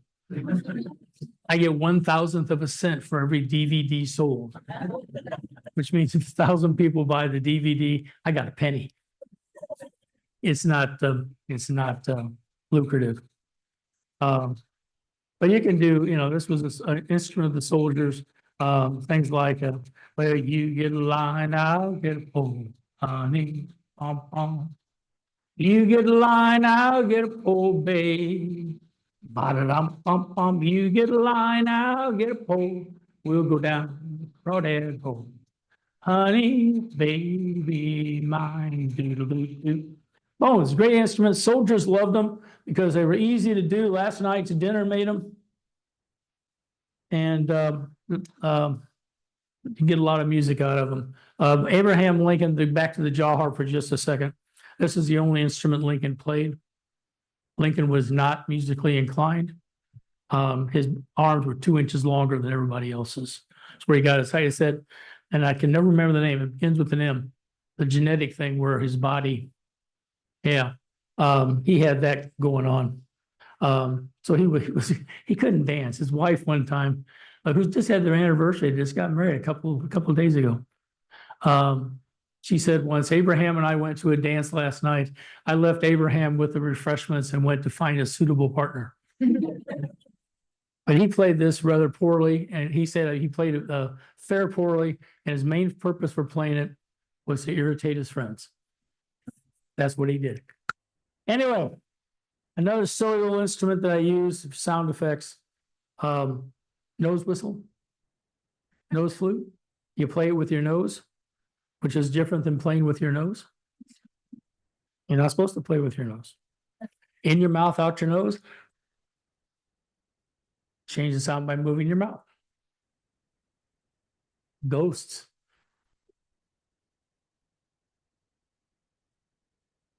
Owls. That's a barred owl, by the way. You can do all sorts of things with the nose whistle. I use them for sound effects. And this is a workshop I teach with kids, with the older kids. You're looking for something for the tweens to do so they can go out and irritate the world. I do a workshop where I teach them how to play nose whistle, and I teach them how to play jaw harp, except not this style. This style is the European style. Jaw harps are world class. I found one in King Tut's tomb. I use the ones from Southeast Asia, which are lip instrument. You put your lips on them. I mean, you can hurt yourself with anything, but with this whole purpose in life is to hurt you. That's what it does. The Southeast Asian ones, you got to really want to hurt yourself. To hurt yourself with that. Okay, let's see. I tell stories. I write books. I can do a really wonderful adult workshop on working with lower elementary kids, and Rick's walking this way, which means my time's over. My second master's thesis was on this song.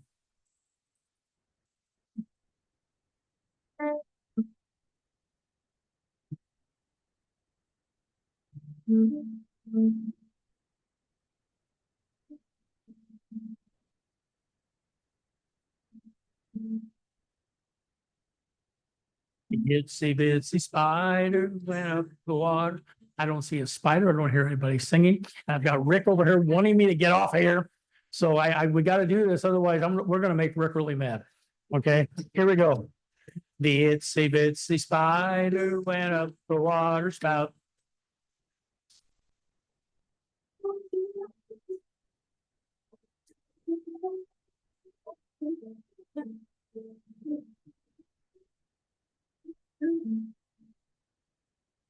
The icky yucky spider crawled up my bedpost. He crawled across my pillow and then right up my nose. My nose began to tickle and I began to sneeze. Free ahs.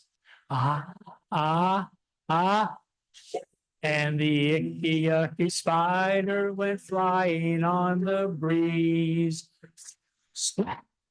Thank you so much for, oh, by the way, Christmas in Marshalltown a couple of years ago, sometime. She brought me in as Santa Claus, and Santa Claus got up and did did a half hour of songs and stuff with the kids, and then sat down and did Santa Claus.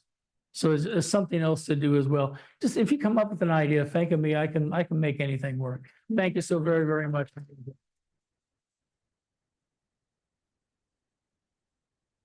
Thanks, Mike. You're welcome. I first met Mike, or saw him at the Jacksonville Public Library. I was there doing something, and he was there with 20, 30 kids, all playing dulcimers, and they were playing Christmas music.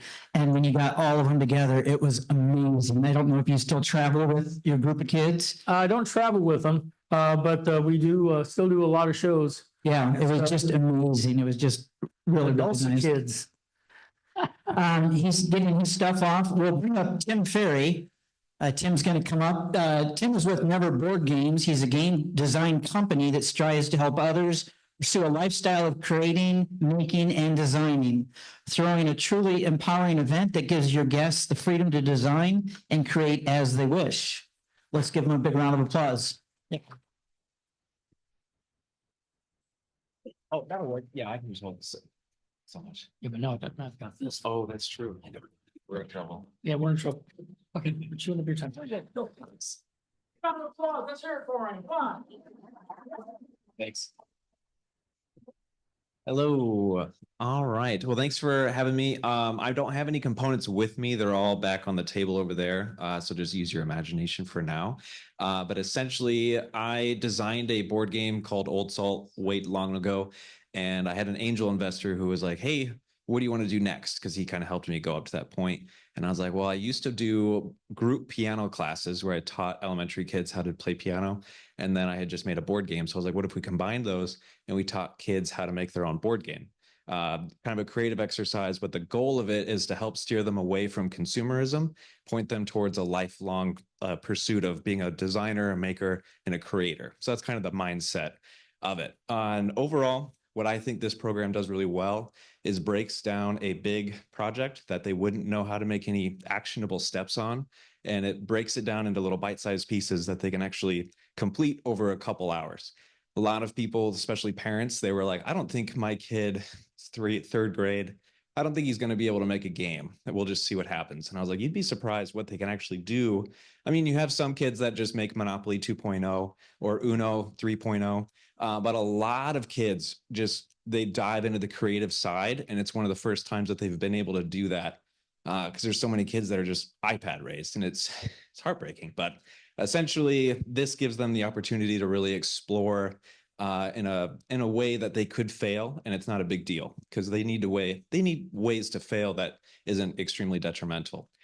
So overall, I'll just kind of walk you guys through the process. It can take about 2 to 3 hours. If you put on a hard stop of 2 hours, that's totally fine. Otherwise, we can kind of extend and go from there. But you start off with a theme. So let's just kind of make a game. Anybody got a theme? Just yell it out. Fairy tales. I love it. My last name is Ferry, although it's the boat rather than fairy tales, but we'll go with fairy tales. I love it. So then we have our backstory. Here is critical. Clue, in a lot of these games, they have a backstory. You might not really think about that, but they do. Let's go with Candyland. It's a little aggressive, even though it's a kid's game. Candyland, what is the problem? The kids are homeless. They don't have a home. They need shelter. So what are they going to do? And then the next part is, what's the solution? So the first part is they're homeless. The kids are homeless. The second part is the solution. They have to go to Candy Castle. That's going to be their new home. A lot of you didn't know that. It's kind of the reason they have to go there. And then who's going to do it? It's going to be the kids. So in Candyland, Clue, all of these games, they have that backstory. So after Fairy Tale, we're going to have our problem. Anyone want to toss out a problem in Fairy Tale world? The moat. The moat, let's say the moat is overflowing. Let's say it rained really hard for like 29 and a half days, and it's overflowing with syrup. And it's just tragic. So we don't want to have the residential sector get overrun with syrup because that's going to be bad for everyone on their commute to work. And then we have our solution.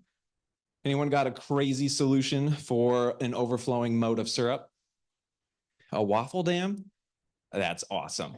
Hey, yeah, that's a solid second. We have a second. I love it. So from there, we have a waffle dam. Let's say we have to create a waffle dam. This could be a dexterity game, which we have the capacity to do. We have cards, we have punch board tokens, we have dice, we have meeples. We have everything that you might need to be able to make a game. We just kind of supply it. It's kind of included in the cost of everything. But let's say they have to stack up cards that they're going to bend in a certain way, and they have to stack them up, let's say 3 high or something. Maybe they even have a card that tells them the shape that they have to do so that each game's a little bit different. So you'd have like 20 different shape cards that everyone has to make this shape for this round. And then you have your moat dam syrup thing that's created. And the first one to do it wins. That would be kind of like round one check. And then every round gets harder, or you could, there's a lot of options you can do with that. One of the things that I do, and any of the instructors that I work with, we love to do yes and if something's really not panning out, we'll be like, no, but, and we'll find a redeeming quality in their idea. The point of it is to not create a game that's going to go to market. It's not the goal. And a lot of kids, that's their first thought is, how can I sell this? The real goal is to be able to go to other projects in your life, whether you want to write a book, draw a painting, and figure out how to make actionable steps on that project so you can move forward on it without necessarily a lot of hand-holding. So this whole project, that's kind of the purpose of it. So from there, we have our problem, we have our solution, and then who's going to do it? We could just say it's going to be the fairy tale leaders of the city. There's a lot of ways you could go about that. Sometimes you have a space game and it's like, our ship's in trouble, and that's going to be the astronauts that fix it. But being able to say who's going to do it is also important. After that, we have the board. We're making board games. We can also make card games. That's totally fine. But there are 4 common types of boards. We got A to B. That's like your Candyland. We have battlers, which is like chess, stratego, checkers, all that stuff. And then racetrack, which is like, oh my goodness, sorry. There's a lot of them. Monopoly.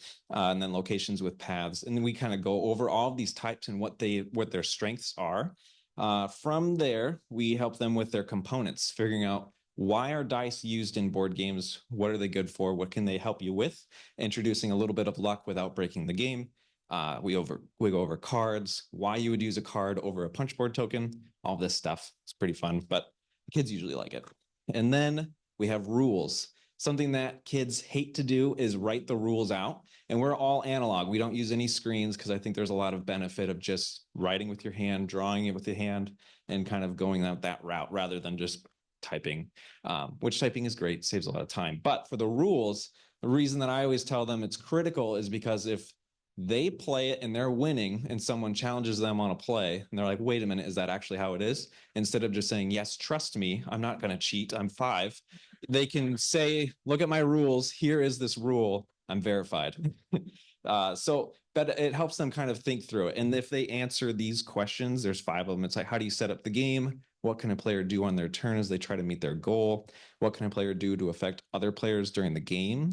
How do players lose the game? You got to lose. I had one kid who made a game. It was an infinite loop. Basically think of Candyland, but if you landed on like the 4th space, it was a perpetual +2 -2. So you just went back and forth the whole time, and then this game is never ending. And I was like, we need a way for this to end. We need a way for someone to lose. And he's like, fine. But it did help make a better game. So how do you lose the game? And then how does a player win and what happens? So some games like Candyland, you could have a homebrew rule where you play until everyone gets to the finish line and everyone has shelter, which, that's kind of a nice way to play. And there's other ways where it's I am first, we can end the game because we don't need to care about the stragglers. So knowing what happens when that trigger occurs, this gets you about 90% of your game to be playable, which is pretty sweet in just like a 2-hour time span. And then from there, what we usually suggest is playtesting. We have playtesting strategies. And if we have time, sometimes we don't, sometimes we do, depending on the age range. But we'll just play the game, and then the kids get to enjoy what they created and kind of see the theme, fairy tales, come to reality over the course of a couple hours. So that's the main thing that we do. It's a lot of fun seeing the kids kind of light up and to get to use their creativity. Yeah, thanks for your time.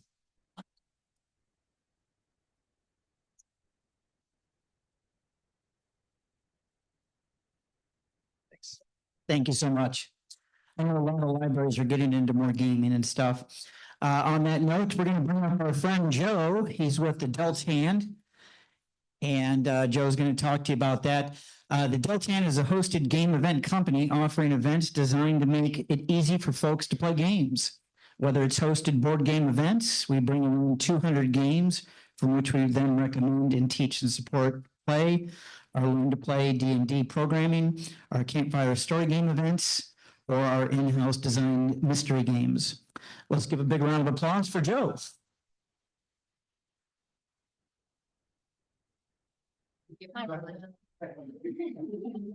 Joe.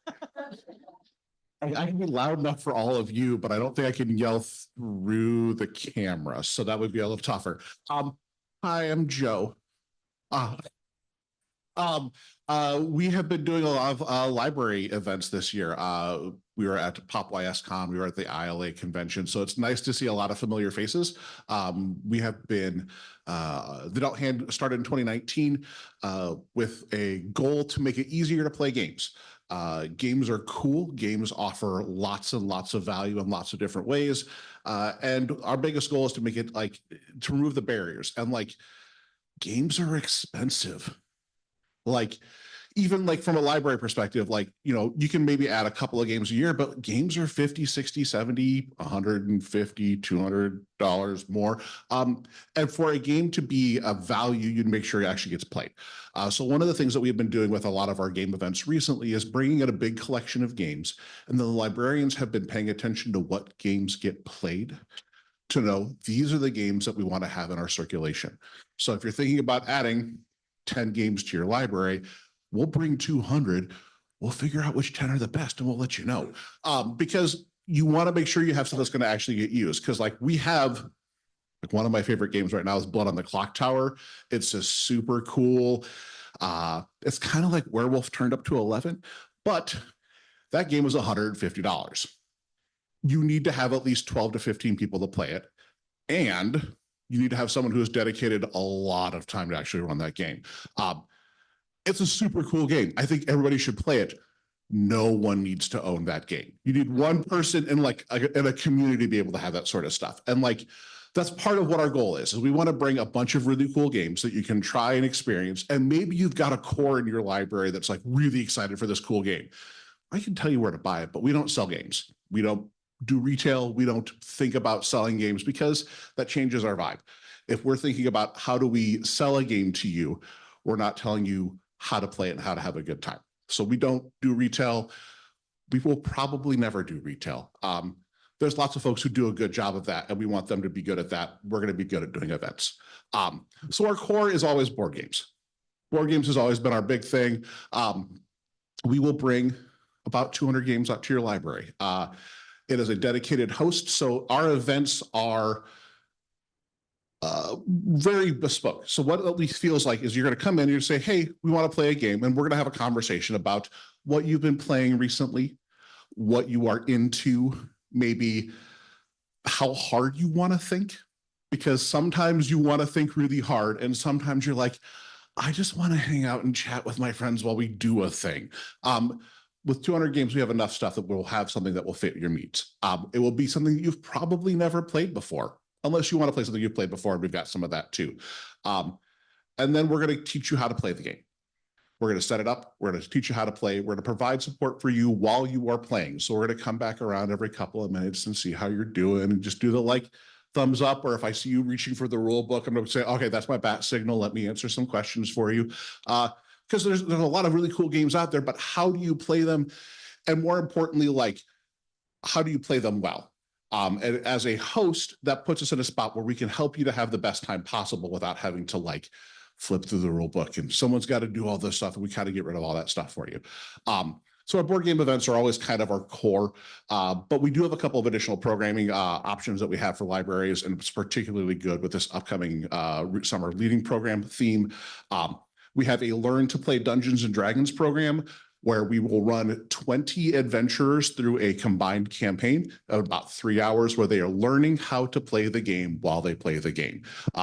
We've developed a kind of an overlay for the character sheet. So you're flipping over chunks of the sheet, learning how to play part of the game, playing the game for a little bit before we unlock the next chunk. So it's a really nice stepping into 80% of what Dungeons and Dragons can be.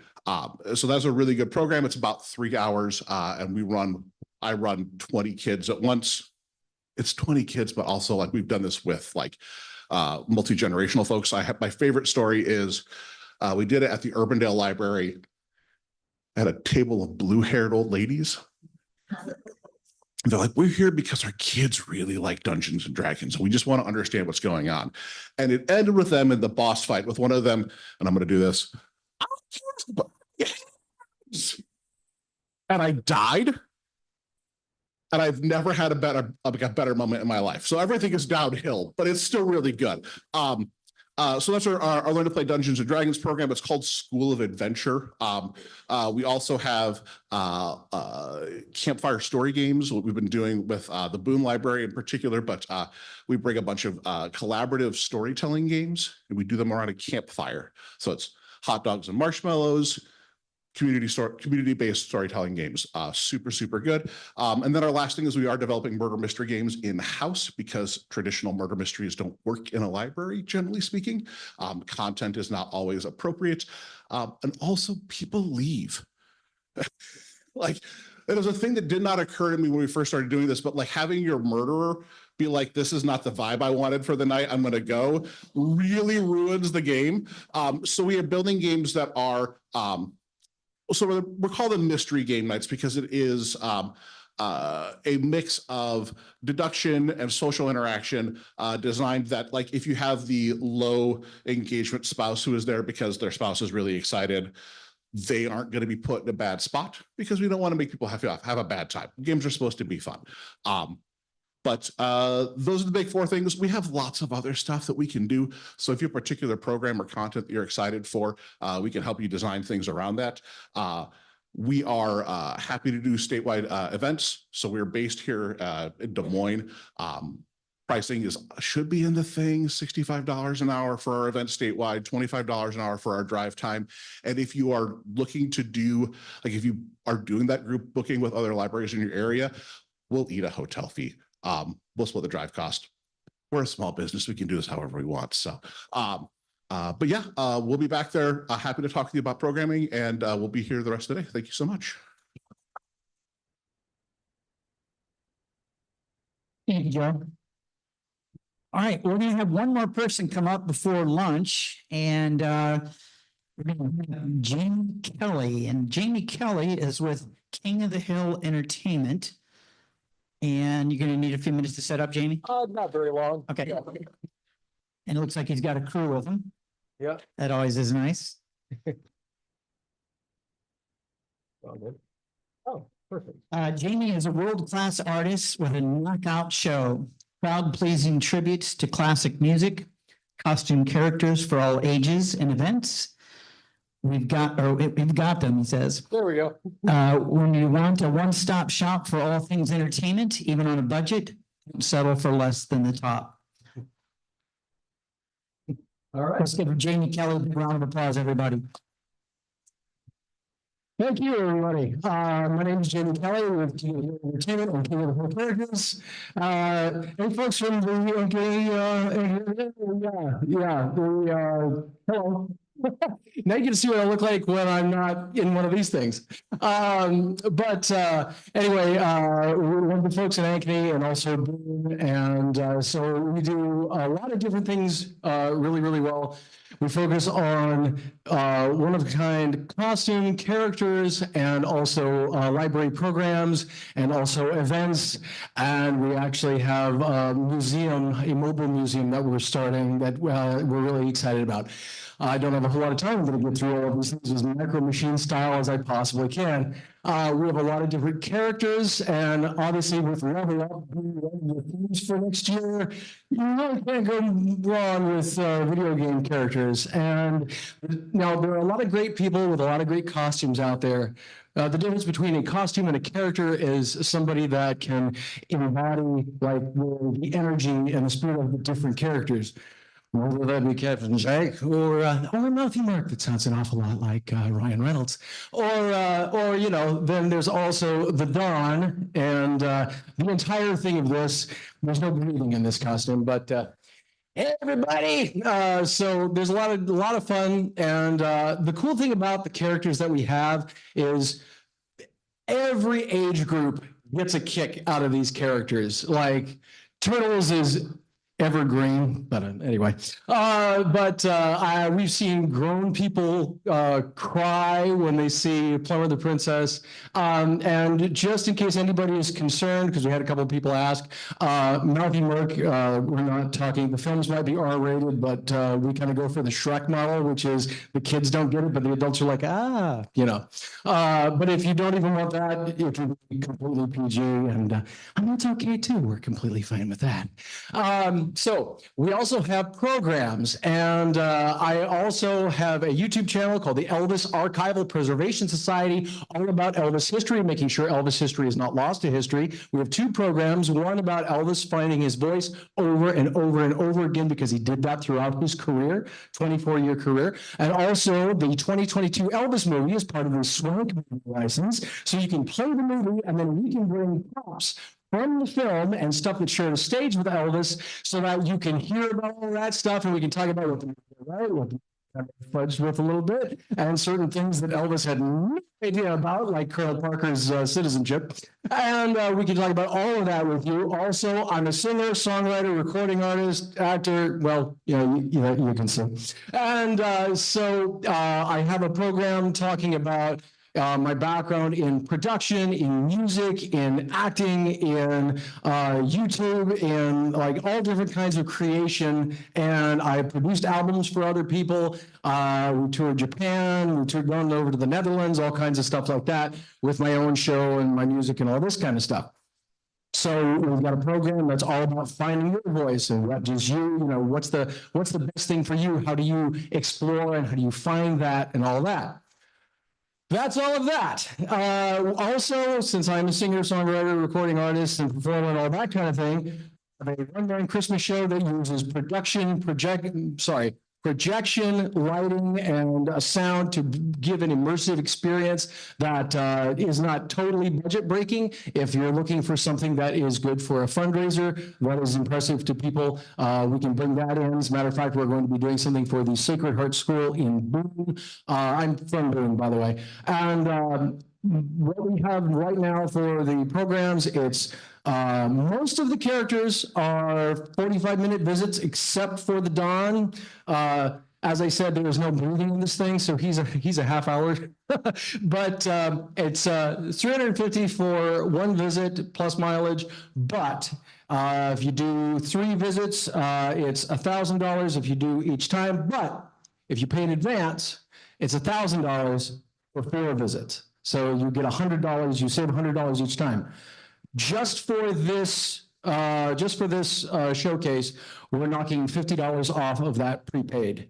And we're going to knock another $50 off if 30 or more libraries jump on board for next year. So if 30 or more libraries do it, then you'll save the $100 off of the 4-pack.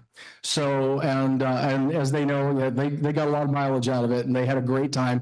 Also, that 45 is not a hard cutoff because I do not like to disappoint kids. So if there's kids in line, even if I can't breathe, I'll tough that thing out. It's all good because I want to make sure that everybody gets a really good experience. And I love interacting. I'm a giant nerd, as you can tell. I love interacting with kids. One last thing I want to talk about is we have a collection of, there's a new character that we've got in addition to these, and that is Eternal Edward. Do we have any Twilight fans out there? Come on, raise your hands. Do you have any Twilight fans out there? You got a fan? Okay, I was like, okay, shy people. It's all good. Anyway, my wife and I have one of the largest privately owned collections of screen-worn, screen-used Twilight Saga costumes and props and things like that. And we have the Twilight Mobile Museum. You can go to twilightmobilemuseum.com. We have a special, it's normally for like events and things like that, it's kind of expensive, but for libraries, we have a special thing. It's a little more than doing the character stuff, but it's a lot of fun. It's about $100,000 worth of screen-used costumes that we'll be bringing around, and that's a whole lot of fun for anybody that's big into the Twilight Saga stuff. Also, as you can tell with the hair, I'm Edward. And all of Robert Pattinson's stuff fits me like it was made for me. So when you get Edward along with the museum, I'll come in the screen-worn costume. So there's a couple of really bad jokes I'm not going to make with that one. So anyway, and yes, I have stuff to sparkle. So anyway, so like I said, we've got the YouTube channel is EAP Society. You can go just search Elvis Archival Preservation Society or EAP, kind of like Elvis Aaron Presley, EAP Society. You can search us out on YouTube. We have a lot of fun. And we have a booth in the back. So go ahead and sign in. We've got stuff to give to everybody so you can see most of the stuff. The only things that are not on the sheet because I couldn't fit it are the Twilight related stuff. But yeah, so we have a lot of fun and we're giant nerds and we love this stuff. So thank you all so very much. Please come over and see if you have any questions at all. We'd love to talk with you all. So, all right. Thanks, everybody. Thank you. Our first one is Lindsay McDermott, right? If I pronounce your name correctly, I'm horrible with names, as I said, so if I mispronounce it, or you speak up. She's with Cold Blooded Redhead. She does a fantastic job. If you haven't heard her before, she's really good to have. So let's give her a big round of applause. Thank you, Lindsay. Someone will have to tell me, how does that sound? Are we good? What about the video? Is it okay for the video? More important for. We're good? Okay, perfect. Good. Thank you. I'm excited to be here. I see a lot of familiar faces. My name is Lindsay. I came from Swisher, Iowa. I don't know if you guys know where that is. It was about a 2-hour drive to get here. It's a tiny little town right in between Cedar Rapids and Iowa City. I actually work in Iowa City. Believe it or not, I'm a full-time nurse. I've worked at the VA hospital now for 21 years. Veterans Day is coming up on Monday, so I love my veterans. But on the side, I do have my own LLC, small business for reptile education programs. This will be my 4th summer of doing this. Mostly I visit libraries, I've done schools, I love to do birthday parties, and just the other day, I actually did a nursing home. And believe me, that was very, very cool. I did not know what to expect. I had kind of low expectations, but we had a really good time and they loved it. What I like to do, I bring my own personal animals. These are all mine.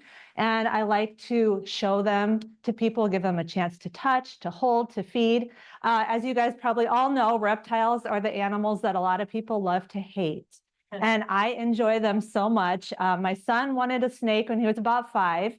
He's 13 now. So it turned out mom liked him just as much as my son. And we kind of accumulated more and more throughout the years. And I found myself with all these snakes and lizards and tortoises, and I thought I could do something useful with them. So I started my own small business, and it's been a lot of fun. As I said, I am a full-time nurse. It does make scheduling a little difficult, but I do use my own personal time off to do programs, and I love to do weekends. So keep that in mind. One other thing, I do have my own liability policy. I have my own insurance. So that's something a lot of people ask me about. I've never had anybody get bit, knock on wood, but I have that just in case. So today I thought I would go through and introduce you guys to whom I brought, tell you a little bit about them. And then if we have time, I thought I'd maybe get some people up here and get some holding going on and all that fun stuff. So is somebody timing? Will they tell me when I'm close to my time? 25 after. Okay, perfect. Because I'm just going to keep going until somebody tells me to stop. All right. So we'll start off with a couple of snakes. I brought 2 baby ball pythons. I do have mom and dad at home. These guys are about a year old. I like to show the ball pythons because ball pythons are one of the most common pet snakes that people will start off with. They're very, very friendly. They only eat once a week and they don't get super big. Like I said, these guys are about a year old. They do eat small mice. And the one that everybody loves, I brought a tarantula, which is not considered a reptile. It's actually considered an invertebrate. But usually one of the most popular things, I won't hand it to you, I promise. Usually one of the most popular things that I'll bring to a program. I'm always surprised at how much the kids love the tarantula, even the adults. So I do give kids a chance to hold. Tarantulas are extremely fragile though, and we always get close to the ground when we're going to hold, just in case somebody would happen to drop. I actually had that happen, I believe, here at the library once. Really chill about it. Yes, it turned out okay. All right. You guys all see my big tortoise over there? I'm not going to lift her right now. This is actually Polly. Polly is my 8-year-old sulcata. A little bit ago, she was walking around this room, and this is one of her babies. I do have a male at home, a male and a female. I do alternate bringing them to programs. They're both really good. This guy's about 6 months old. Polly did lay several clutches of eggs for me. And just as I wanted to see what would happen. So I incubated a couple of her eggs and got a baby out of it. The babies are super cute. I like to tell people, you might go to a pet store or a reptile expo and you see one of these cute guys for sale. It's under $100. It looks like a good idea, right? What you don't realize is that this is going to turn into this. It's going to live up to 100 years. It's going to eat a lot. It's going to poop a lot. And you're going to probably have to have somebody who will take care of it when you are gone. So, cute little guy. For those of you that like lizards and maybe not snakes as much, this is a chuckwalla lizard. You probably never heard of a chuckwalla lizard. I never had either until somebody asked me if I wanted a pair of them. So I have a couple of boys. I brought one of them today. This is Nubs. He is called Nubs because he does not have any claws. I don't know why. He came to me that way. The other one that I have does have claws. He's very, very sweet. These guys can be found in Arizona, dry desert areas. You can kind of see he's got some loose skin on his sides. So what they can do, they can get themselves stuck in a couple of rocks. In between a couple of rocks, they'll puff themselves up. That'll become really puffy, and then a predator can't pull them out and eat them. So that's a cool little thing about them. Does anybody here really hate snakes? No? I see a tentative hand back there. I did bring a bigger one to show off today. This is Kevin. I don't know why everybody laughs at that. This is Kevin. Kevin is a yellow rat snake. They are found in Florida. I have not had him very long, maybe about 6 months or so. Kevin was an educational ambassador even before I got him. So when I got him, he got to continue to do his work, and he does really, really well at it. He's a good one to hand over to a kid and let them wear around their necks. He likes to pretend people are trees, and he will climb all over you, as you can see. Let's see. Actually, let's bring some people up to hold Kevin, but you got to earn it. You got to earn it. Can someone answer a question for me and give me some examples of reptiles? I brought a bunch with me today. What do you think? Reptiles? Crocodiles. What else? What do I have in my hands? A snake. What's over there? A tortoise. Do you want to come up and hold Kevin? All right. Do you want him around your neck? Sure. Go ahead and turn around so everyone can see you.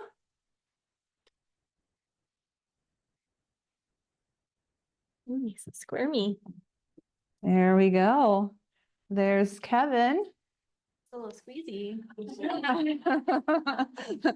Everybody always asks, is he gonna squeeze me to death? No, he will not, but it does feel a little funny. Like a grip. It's a grip. He's very muscular. So since Kevin is a rat snake, what do you guys think he likes to eat? Rats. He eats rats once a week. Yep. How many? One. Like a medium-sized rat. At my house, I have a freezer full of rats, chicks, mice. It keeps people away from my house. Do any of your reptiles like live food more? I mean, I'm sure they prefer it, but... I do not have any that eat live food, thankfully, because live food can actually hurt them. Like if I would put a rat into his enclosure that was alive, it could bite him. Yeah, so I prefer not to do that. Thank you. Give her a hand. She did great. Let's do another question. Does anyone know how pythons kill their prey? What do you think? They strangle them and constrict them. Do you want to come hold Kevin?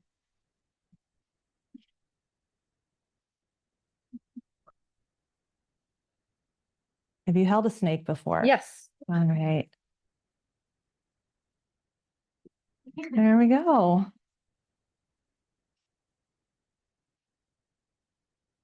Ready? He is very, very pretty. He's a good boy. I don't know if you can tell, he's got orange eyes. Yep. Just kind of unusual for that kind. Very good. And give her a hand.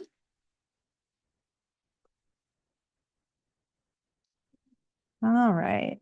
And he never wants to go back into his container, so that's always fun too.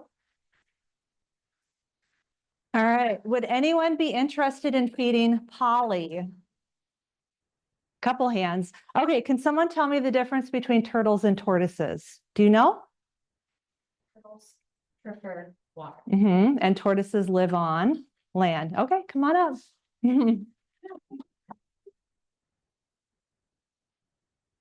I'll give you a piece. I'll have you stand right there. Okay. Okay, do you guys think I can lift her? She's about 60 pounds.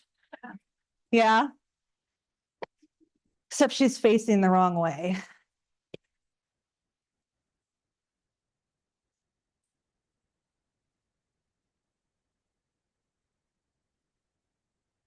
All right, go ahead and try to feed her. She's almost always hungry.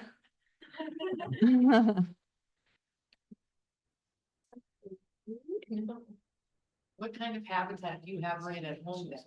So during the day, she is out and about in my upstairs. And I did not potty train her, but if she has to go to the bathroom, she always does it in the kitchen where there's linoleum. So that makes it easy. And then at nighttime, she actually shares an enclosure with my monitor lizards that you're going to see here in a little bit. And she can go in there and get warm. This type of tortoise is actually from Africa, where it's hot and dry. So she does need to be warm. Even though they don't live in water, they need water. So you might want to let go of that. There you go. And then you can go ahead and pet her shell if you would like. Can she feel this? Do you guys think she can feel that?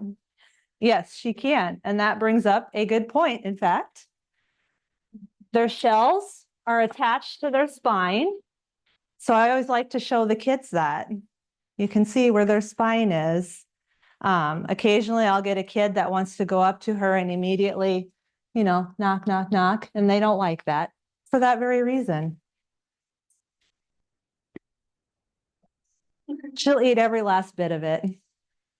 All right. What's that? 5 minutes? Oh, okay. I'm going to put her back. 15 minutes goes by fast. Because I got one more to show you guys. Has anyone ever heard of a Komodo dragon? Yes. This is not a Komodo dragon. You have to be a zoo to have a Komodo dragon. And even though my house looks like a zoo, it's not technically a zoo. But this is a white throat monitor lizard. His name is Steve-O. Yeah. And he is a big old baby. He's fun to hand over to the kids, the older kids, because he'll do this for hours. He'll sit on your shoulder. You'll find yourself bouncing him like a baby, patting his back. Does anybody want to hold him? Lots of people. If you have a thick shirt, that would be the best because he's got claws. You want to come up here in the back? We can do a handoff here. Oh.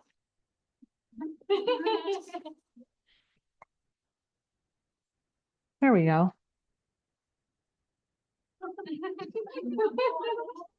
So he eats every other day. He likes meat. He likes raw meat and fish. He'll eat shrimp. Like I said, every other day, he usually has a big plate of meat that he likes to eat. They do like to eat cockroaches too. I have a colony of hissing cockroaches in my home that is just for him. And he has a girlfriend at home as well. So I got 2 of them. Anybody else want to hold? We could probably have time for one more. You want to come up? Yep. Are you comfortable handing off? Okay. How much does he weigh?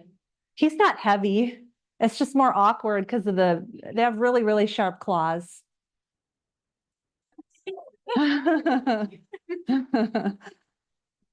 I used to try to let the kids feed them with tongs, but they do get a little shy around big groups, and he just wasn't eating as often, so I don't do that anymore.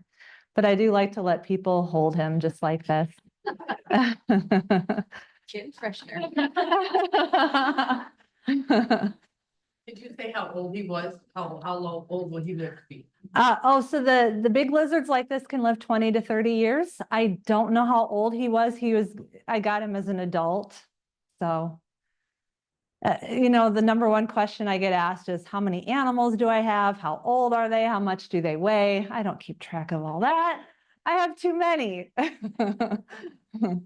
But how many do you bring to your show, to your program? 8 to 10. Usually I would, if this was an actual program, I would have probably brought a few more things. So, yeah. Will Polly get any bigger? The girls can get up to 100 pounds and the boys up to 200 pounds. She's about 60 pounds right now. Yep. What's that? During the summer, she'll be outside. Yep. Yep. Any other questions? Yeah. That's a good question. Yeah, that's kind of why I don't do this full time. I limit what I do. It is stressful to them, and I can kind of monitor that based on who's eating okay when I take them home, who's acting normal and all that. And knock on wood, I've never had anybody get sick from doing this, which is pretty incredible. So. And you have the ability to switch out too if you have one that is getting stressed out. Correct. Mm-hmm. With as many as you have. Yep. Yeah, like I usually bring 8 to 10 animals, and if I get to an event and they act like they aren't feeling it, I just won't get them out. How many different ones do you have at home? I have a wide variety of snakes, lots of different types of snakes. I have several types of tortoises. I have a couple tarantulas. I have hissing cockroaches that I bring that the kids like to touch. I have an alligator snapping turtle. Lots of lizards, lots of littler lizards, and a couple of bigger ones like she's got there. I think that's about it. I have animals in just about every room of my house, and I think we're done. So thank you guys. Getting him off of you might be fun. And she is scared to death of spiders. And the point I'm making of this, you saw how good she was. She doesn't put them on people if they're going to be uncomfortable. But he thought it would be cool. And you get some animal places that think it's cool to scare people. So he had her put a hand out and he put a tarantula in her hand. And as soon as she felt it, she says, "I hope this isn't a spider. I'm scared of spiders."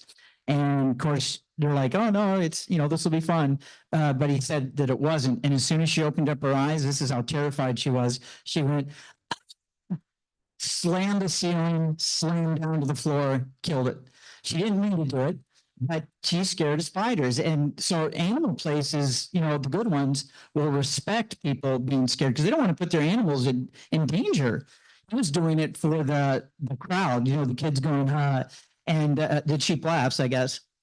And anyway, that animal didn't make it. Another one, when I was at the Dubuque Library, they had sent me and some other presenters over to the middle school, to talk to the kids.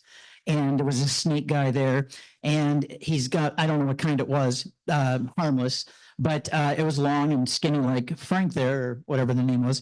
And as he's talking to the kids, the snake is going through his belt loop, and the kids think this is cool. And it starts going out, and it's sticking out about this far from the belt loop.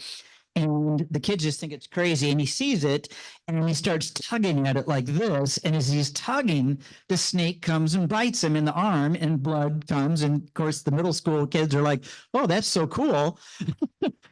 And he does it again, and it bites him again, and he does it again, and it bites again. I'm like, this is a professional. And so some animal places are very good, and some of them, you have to be careful of who you have and stuff. But yeah, the man was bitten a couple of times in front of the kids. So how much more time do you need? You sure can. Which one? Oh, you want that one? Okay. I got this one on. Hey, it does work. All right. If I'm not ready, I'll read your bio while you're finishing. there you go. Dan Kirk, the juggler with yellow shoes, has been delighting family audiences with his juggling, comedy, educational stories, and silliness across the Midwest since the 90s, excuse me. He enjoys using volunteers and audience participation in each show. Let's give Dan Kirk a big round of applause.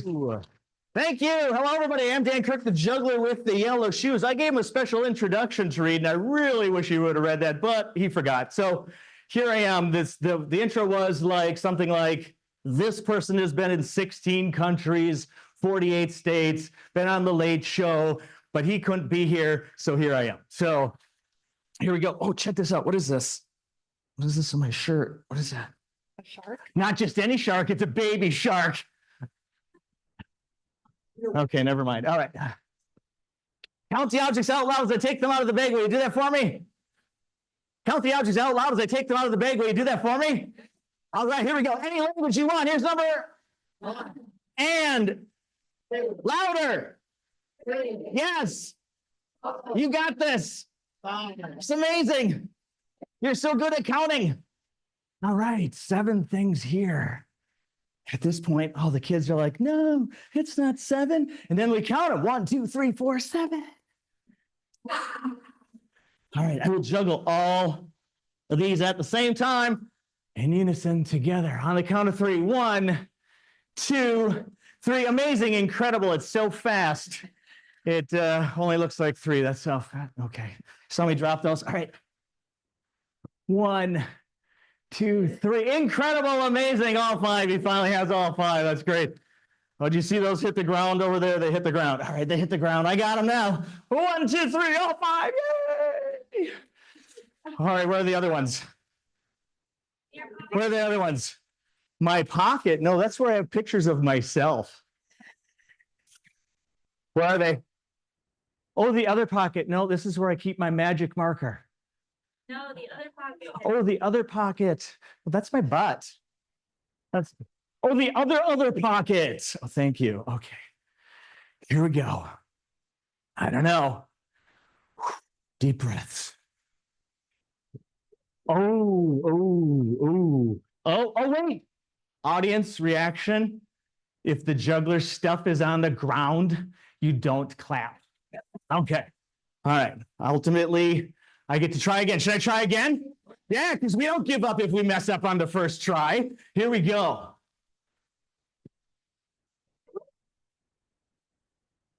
Yeah. Hey, I brought a book along. The Complete Juggler has over 500 pages of juggling information.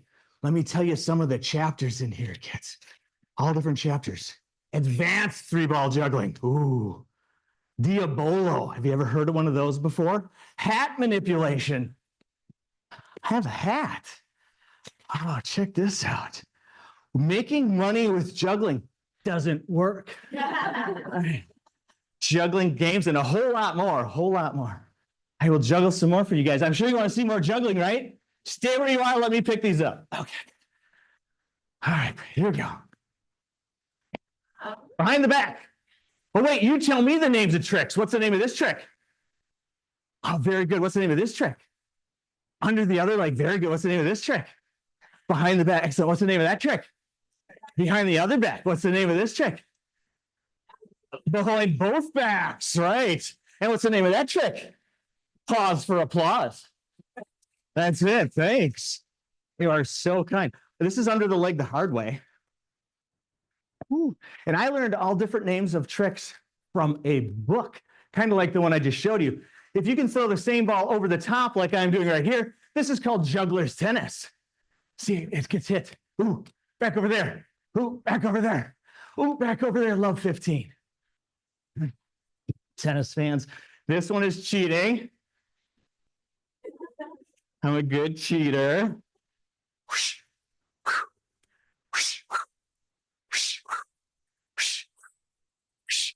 I like sound effects.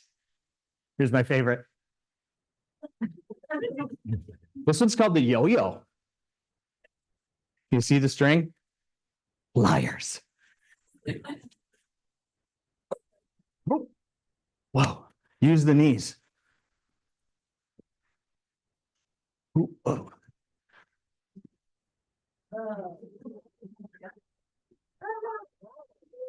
I know, you should have clapped already. We're working hard up here. Oh, thanks. Your generosity is overwhelming.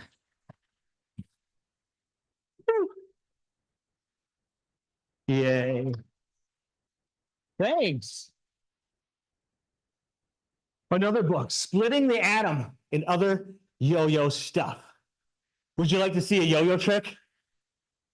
Excellent, I can do one. Get a yo-yo. All right, name some tricks. I know you walk the dog. Okay. You're not going to see it, but it's down here. There we go. Walking the dog. Ooh, what's another one? Walk the cat. Okay, perfect. All right, guys. Excellent. What's another one? Walk the donkey. Okay, I can do it. I got it. And another one. Walk the rabbit. All right, I like that one. That's a good one. Ooh, oh, another one. Oh, walk the tortoise. Okay, good, good. Walk the tortoise. Walk the tortoise. Ooh, well, walk the skunk. This one stinks. This one stinks. Another one, rock the baby. Okay, rocking the baby. Ah, and from here, the slapper. Ow. Ow. Ow. And from rock the baby, I made this one up. Puke the baby. Yeah. Woo. There's some yo-yo tricks for you right there. I learned some of those from a book. I need a helper. Can I get a helper, a volunteer, someone to pick on? Please, please, please, please, please. This lady, thanks for raising your hand. You're awesome. Come on up here. We're going to play a little game. I do this game at every show because it's just so much fun. What's your name? Grace. Grace, nice to meet you, Grace. I'm the juggler. All right, Grace, do you know what this is? A balloon. It is a balloon. No tricks. It's one of those long, skinny ones you have to stretch a lot before you can blow it up. Have you ever tried to blow one of these up before?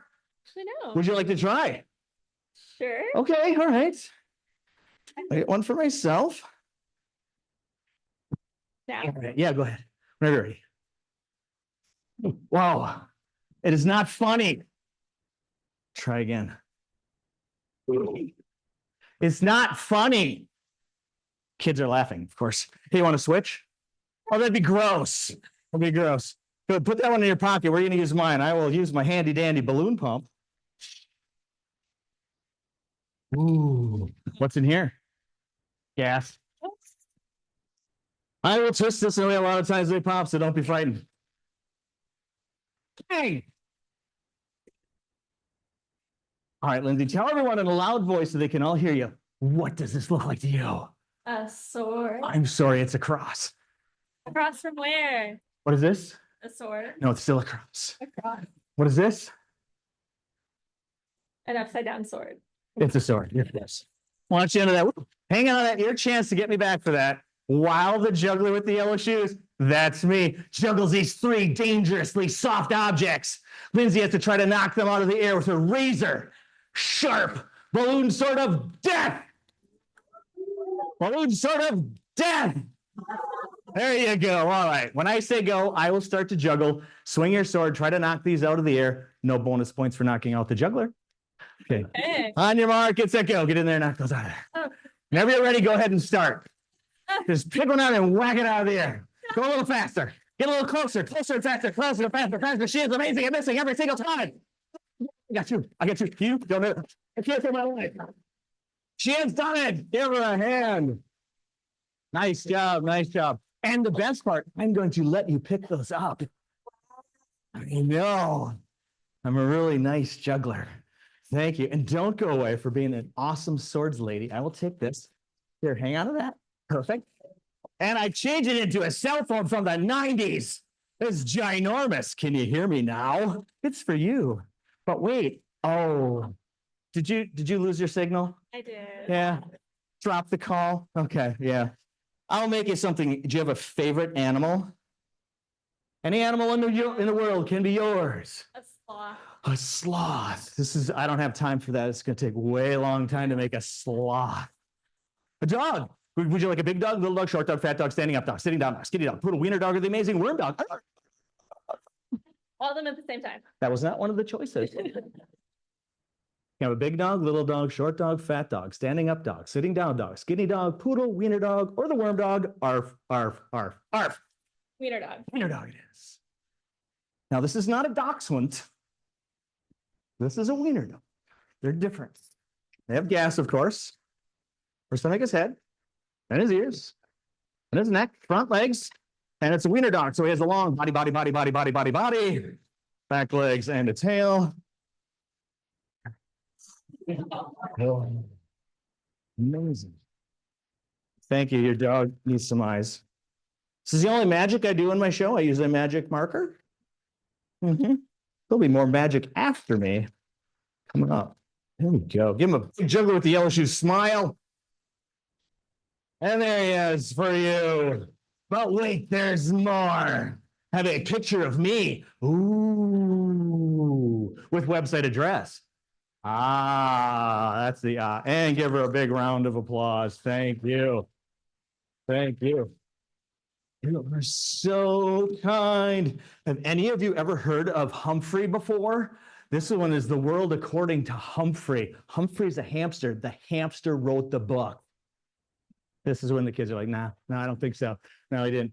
It's like the point of view of the hamster. And you know what? It's a chapter book, so it's not a lot of pictures. There's a lot of words. And on the back of many of the books that you may check out, there will be an age range. This says ages 8 up. Do you have to be older than 8 to read this?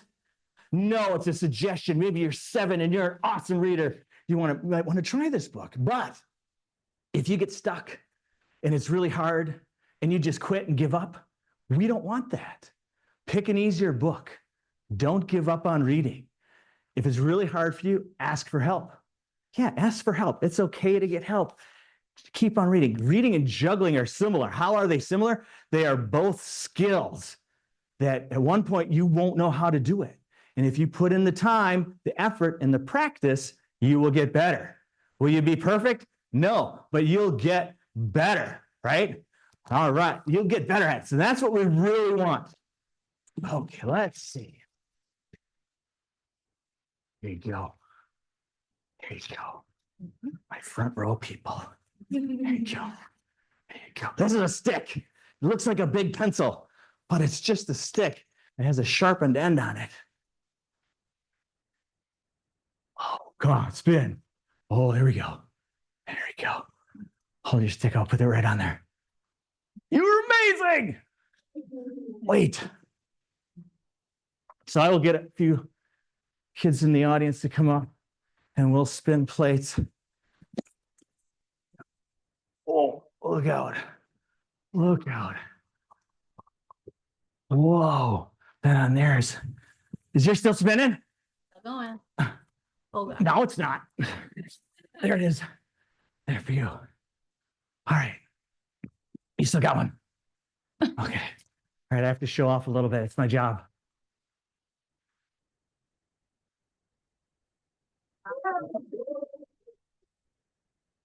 Yes. Oh, thanks for spinning. You guys are amazing. Like you're naturals at that. All right, great.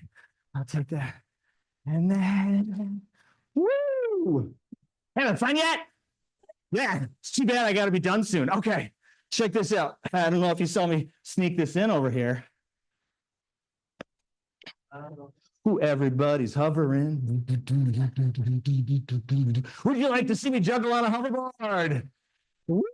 I drove past some teenage girls once on this, and one girl's like, look at that old guy on a hoverboard. And the other girl's like, yeah, but he's a cool old guy. And I'm like, yeah. little juggling on a hoverboard. At the end of my show at your fair, I will juggle while riding on a unicycle. I like to do that. Woo. And there we have a little hoverboard juggling action right there. Thank you.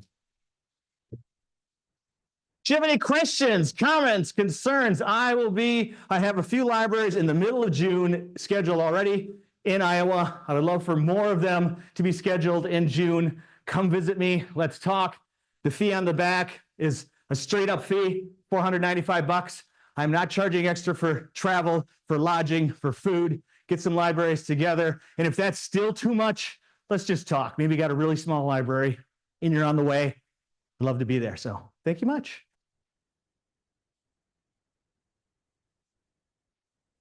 Thanks, Dan. Great job. We are going to have some magic next. Our next performer will be TJ Regul, the Quad City Magician. He's bringing his stuff up. Hey, Rick. Yes. Seasoned performer who has been throwing audiences with his high energy magic for over a decade. Unlike many magicians that got their start at an early age, TJ did not learn his first magic trick until he had finished college at the Benedictine. Did I say that correctly? Benedictine University, and began working in a group home for children with special, yes, and it says needs, special needs, yes. I had to flip it over. And he quickly learned how much people loved his magic and became fascinated with the art over the years.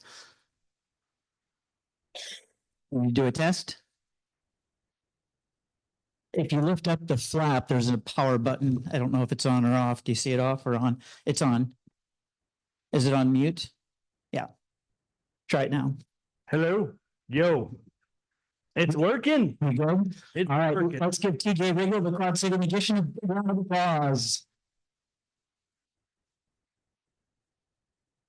I'm still sticking extra wire in my pocket. Hi, everybody.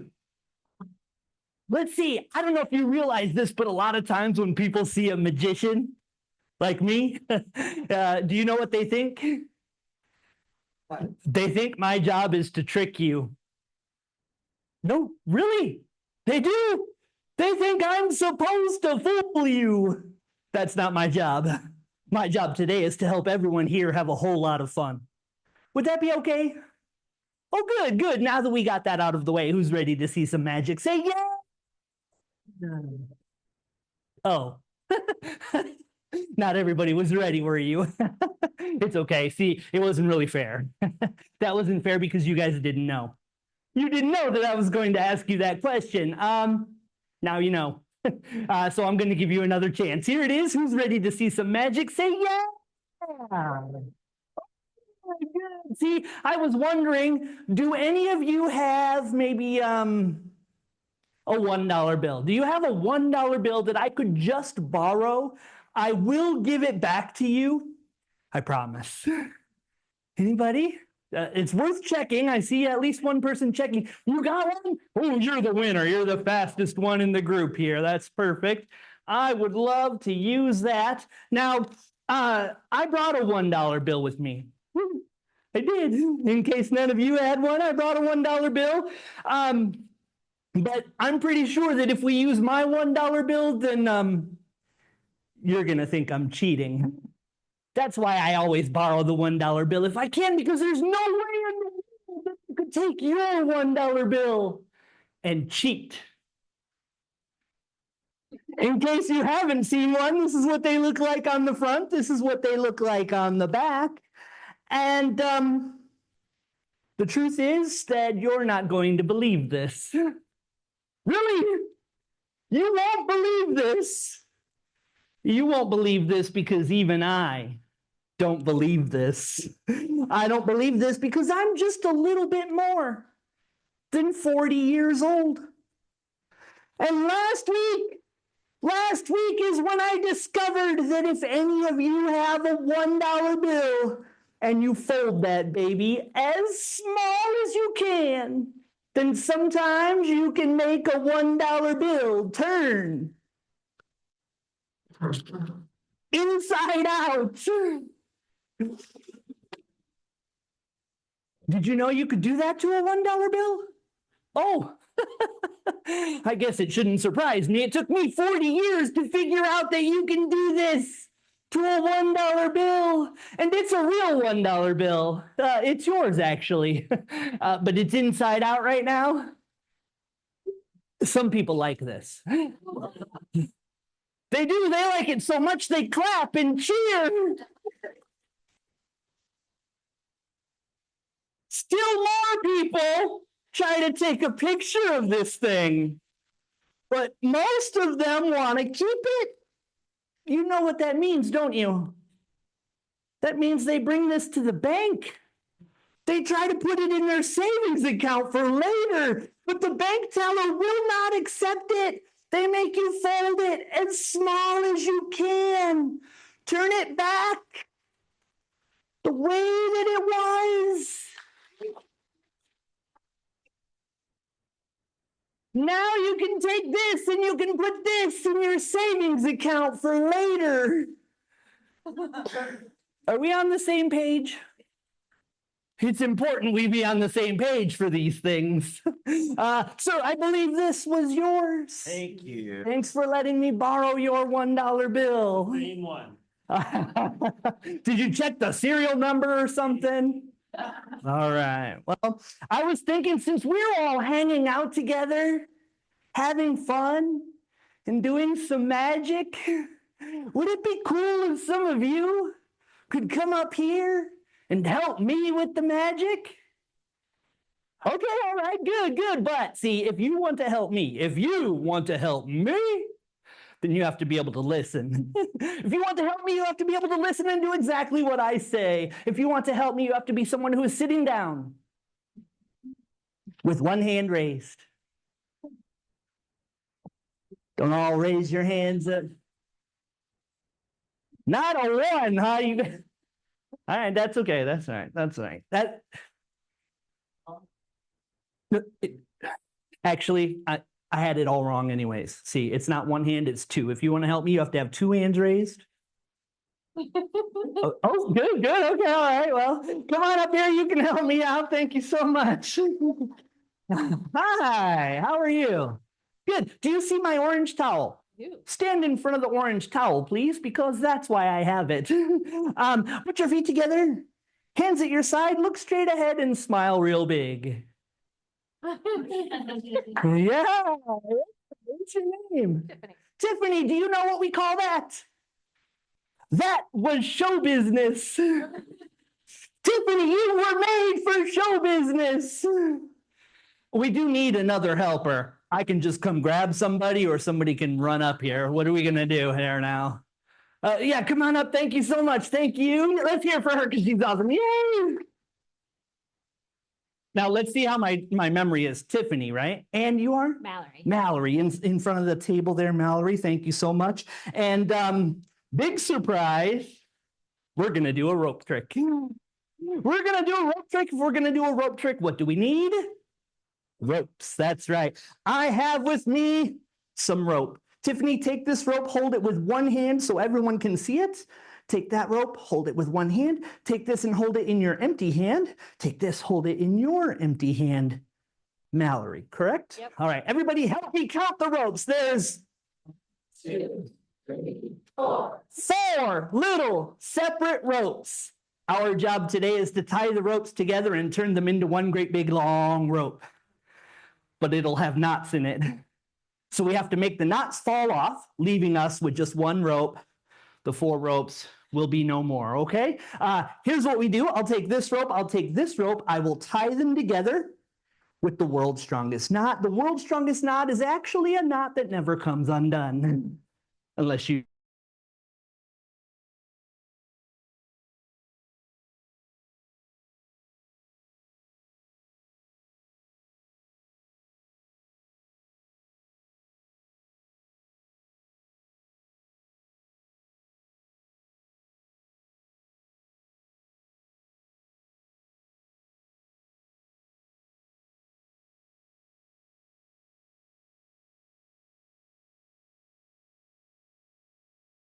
Jeopardy sound effects or something. Okay. Thank you. The kid, I don't know if the kids would know what that noise is, would they? All right.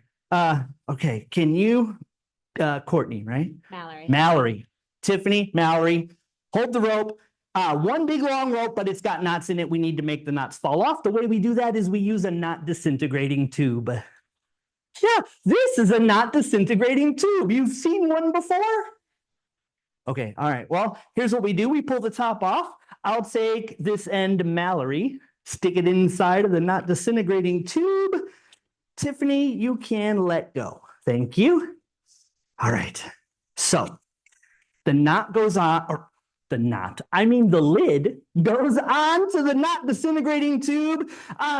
Mallory, a big step that way. Thank you, because does everyone see the black box on the table? The knot disintegrating tube goes inside of the black box, all right? That's how, oh, whoops, I'm sorry. 1 second, I haven't done this very many times. I'm not exactly sure what's gonna happen here. We'll stick that in there. Can I have the lid if you don't mind? All right, very good. The lid goes on, and this goes inside of the knot. Oh, whoops. We're gonna need that. Really, it needs to be on the top here, and this goes inside of, oh, brother. Okay, that's all right. The kids will be chasing this all over the room. Do it. Now it can't escape. Okay, can you hold it, but don't let it escape? All right, because it does. It needs to go inside of the black box, all right? So, oh, hold on 1 second. This goes inside of the black. Oh, here, you hold it. Don't let it escape. Don't let it escape, okay? Really, this go. Hold on 1 second. All right, just sneak it in there. And remember, I haven't done this very many times, so I'm sorry. I don't know exactly what's going. Oh, my goodness. Do you guys know what's supposed to happen?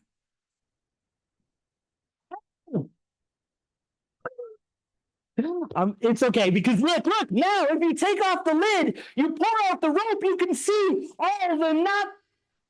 Oh, okay. I know what happened. We forgot the magic words. Mallory. Yep. I almost forgot it. Tiffany, grab this side. Everybody put your hands in front of you. Repeat after me. Say, wiggle your fingers. Wiggle your thumbs. That's the way the magic comes. Look what we did. You made it fall. So now we have one big long rope. Thank you so much for helping me, Tiffany and Mallory. You can sit down. Very good. Now, yes. Okay. I am going to need some more helpers. If you want to help me, you got to be able to listen and do exactly what I say. If you want to help me, you have to be sitting down with one hand raised. Oh, that's good. Okay. All right. Actually, that's not it. If you want to help me, you have to have two hands raised. You know why? Two hands are better than one. Oh, no, that's not right. I'm sorry. Actually, if you want to help me, you have to be standing up. Yeah, you have to be standing up because standing up is great. Would you help me? Come on up here. Everybody clap for her because she's awesome. Yay! Very good. You see the orange towel? Stand in front of the orange towel, please. That's why I have it. Big step forward. Hold both your hands out like this. Make sure everybody over here can see your hands. Make sure everybody over there can see your hands. Tell me your name. Elaine, hold your hands in front of you with the palms down. Palms down. Turn and face me if you don't mind. Elaine, right? Yes. Okay, spread your hands, make a fist with both hands. Are you right-handed? Yes. Oh, okay. Put your right hand down. That way, if anything goes wrong with this trick, you'll still have your right hand. Good idea, don't you think?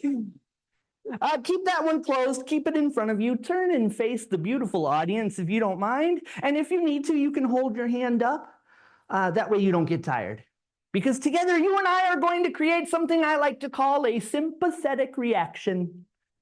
A sympathetic reaction with a pad of paper, a pen, and a picture of your hand Here we go. Help me spell your name. E-L-A-I-N-E.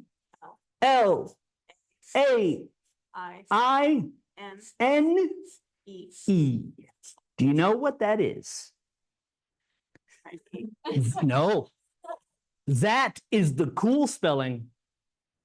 That's right, Elaine. I wouldn't spell it any differently myself. Now, I am a professional magician and not a professional artist. So, everybody, when I turn this picture around, could you please just give me a break? Here we go, Elaine, your hand. Thank you, thank you. Now, Elaine, we're going to take this picture of your hand with your name. We need something else. We need a little bit of DNA. DNA. Elaine, do you know how we get the DNA? You blow on the page. Go ahead, Elaine, blow on the page. Elaine, I did not say spit on it. Is she always like that? It's okay. Elaine, just be very gentle. Perfect. And I can tell, see, Elaine, right now, you wish I was one here. I'll do that, okay? I'll move over here and I'll give you some personal space. Concentrate now, okay? Concentrate on your hand. I'm going to ask you some questions. You can answer the questions, but don't lie. Don't cheat. And don't feel sorry for the poor magician, okay? Here we go. Concentrate, because if I take this picture and the marker and I start to do this, can you feel something? Really? Okay, that's all right. That's okay. We can do more. We can be like this. Now, do you feel anything? Okay, you didn't want to help me at all, did you? It's okay. I was hoping we wouldn't have to go this far, Elaine. Since we're here anyways, Elaine, if I take the picture and the marker and I do this. Did you feel it that time? What? Seriously?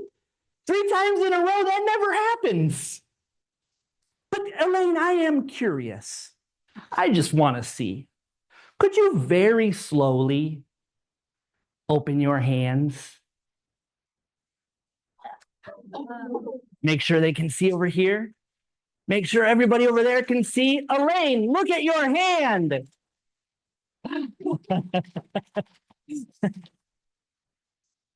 Elaine, this is for you. One more time for Elaine. Yeah. Thank you so much, everybody. I have a great time with the kids. We do lots and lots of high energy, goofy stuff. Not only magic, but I also do balloon animals. So think summer reading sign up. As an added bonus to the kids for signing up, they can come get a free balloon animal, or end of the summer carnival. So keep that in mind when you come see my booth in the other room. Okay, thank you.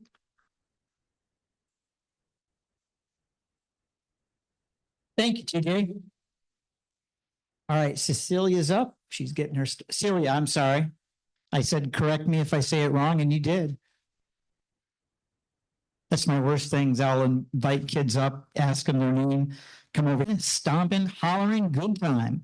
Wear your dancing shoes to this all ages party, because Celia will rock your socks off. Give her a big applause, everybody. Thanks, Rick. Hi, everybody. Thanks for having me out. My name's Celia.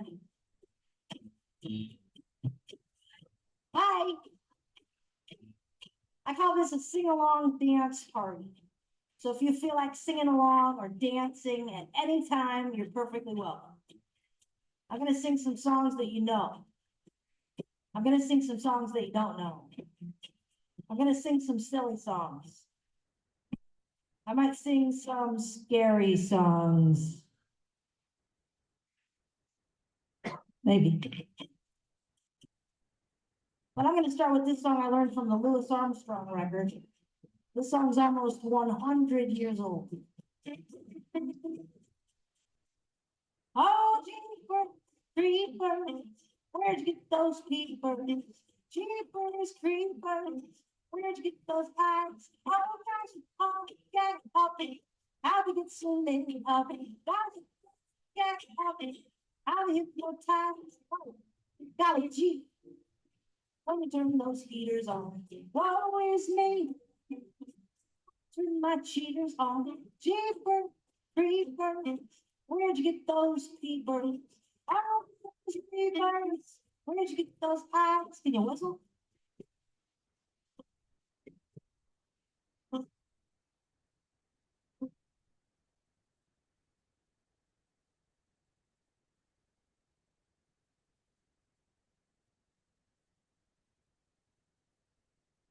Oh, golly gee.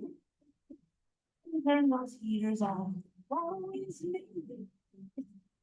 Turn my cheaters on.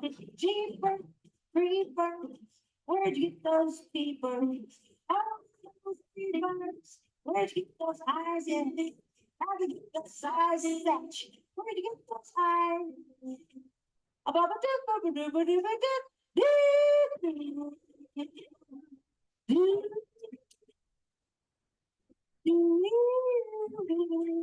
Thank you. Thank you.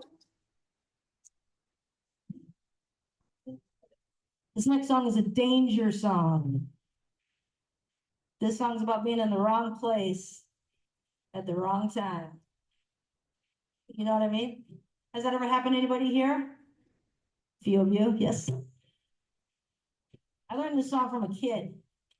It goes like this. There's an alligator in the elevator. I can't believe what I see. There's an alligator in the elevator, and it's making eyes at me. Alligator, please push number one. I'm going up to the first floor, and I'd like to have some fun. There's an alligator in the elevator. I can't believe what I see. There's an alligator in the elevator, and it's making eyes at me. Alligator, please push number two.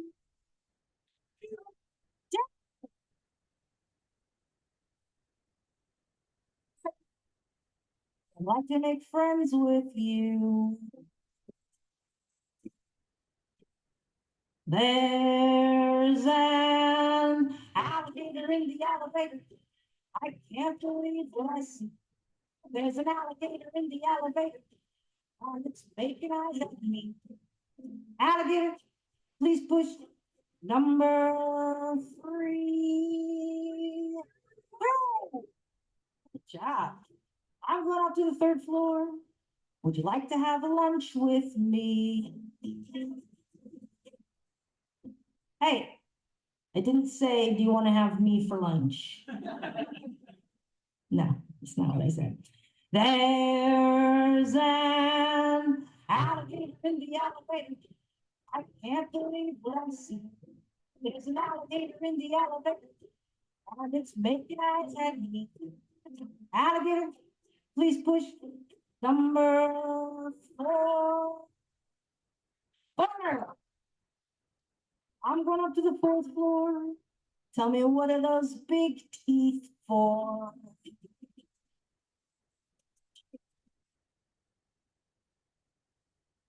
There's an alligator in the elevator. I can't believe what I see. There's an alligator in the elevator, and it's making eyes at me. Alligator, please push number five. High five. To the fifth floor. Like to get there alive. So I'm taking the stairs. See you later, alligator. Thank you. Oh, no, you know what? I'm sorry. I forgot to tell you something. I should have told you this at the very beginning. it slipped my mind. It's just that my mom called me before I came out here today, and she told me I needed to come out here and tell you all the rules. Yeah, I know, it's kind of a drag. But, I mean, I know we're supposed to be having fun and stuff, but there's just a few rules. You know, and you must follow these rules or there will be consequences. Okay, so just a few things. First things first, very important, no guitar playing is allowed. Yeah, that's right. Well, that's different because I'm a grown-up. But you probably shouldn't even pretend to play guitar. Would probably be better if you did. Hey! Excuse me. See, I can see you. Stop that. It's against the rules. It's not allowed. I'm serious. Stop it. I'm serious. Oh, Mama, don't you start playing around here. You better not. Don't do it. Mama, yeah. Bring it up here. Guitar now. Mama don't allow no guitar playing around here. Come on. I just said, no guitar playing. It's not allowed. Also, no clapping, y'all. Sorry. No clapping is allowed. Please do not clap. Don't do it. Don't do it. Oh, no. Mama don't allow no hand clapping around here. Stop that clapping. Mama,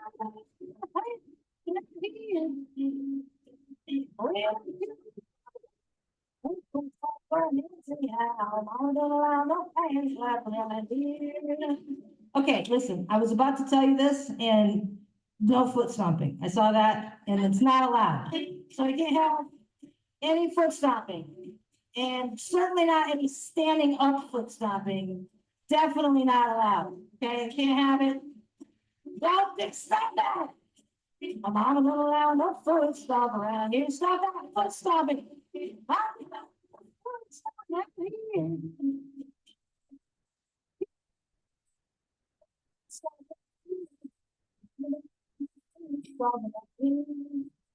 Serious, okay? What do you think? This is some kind of a joke or something? Well, it's not. Okay, it's not funny. No laughing allowed. No laughing. I'm serious, y'all. Don't start laughing. I'm gonna allow no laughing. Here you go, do it. Stop laughing. Come on. Stop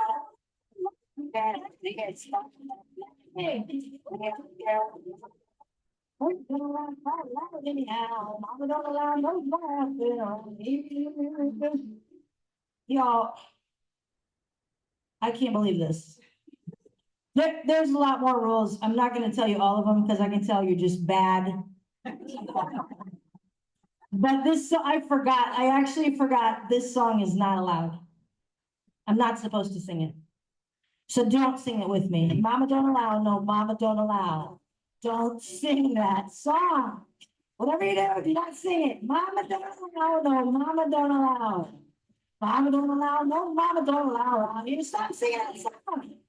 Mama don't allow.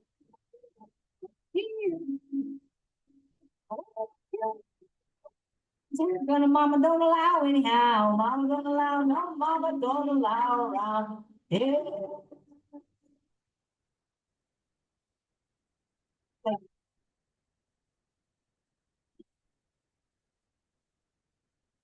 Insubordinate. Unbelievable.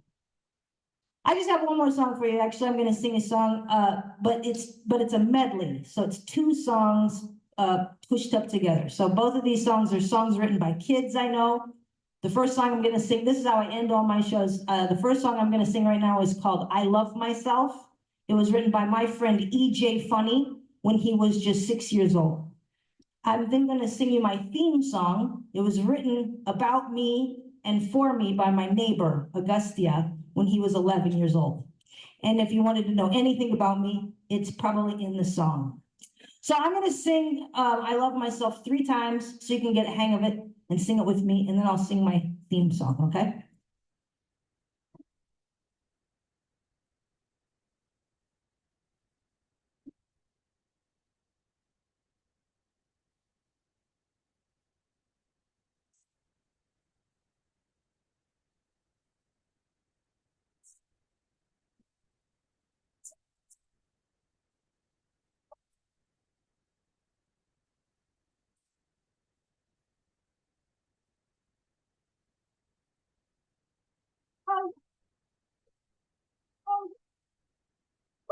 Oh, yes. Oh, oh, oh, oh, yes. Can you sing it with me? Here we go. My song, yeah, right on.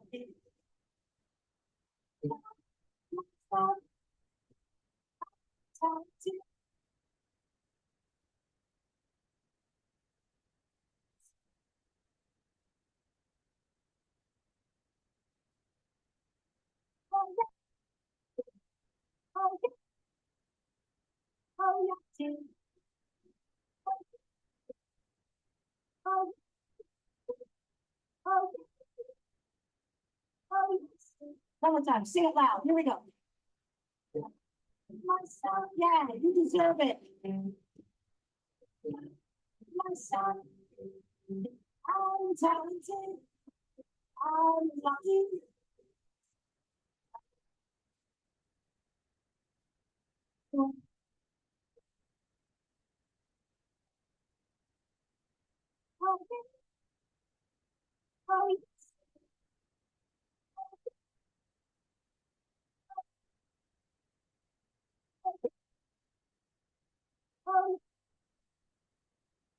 Good job singing, y'all. Really good.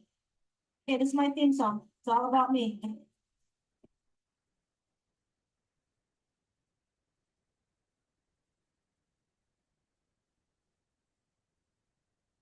I have 2 cats in my house.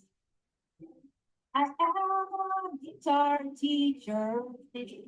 I make kids very happy. My life is very fantastic. I have the best neighbors. I have a guitar set. Life just couldn't be better. I love my life as good as it gets. I try to be kind, AKA it works.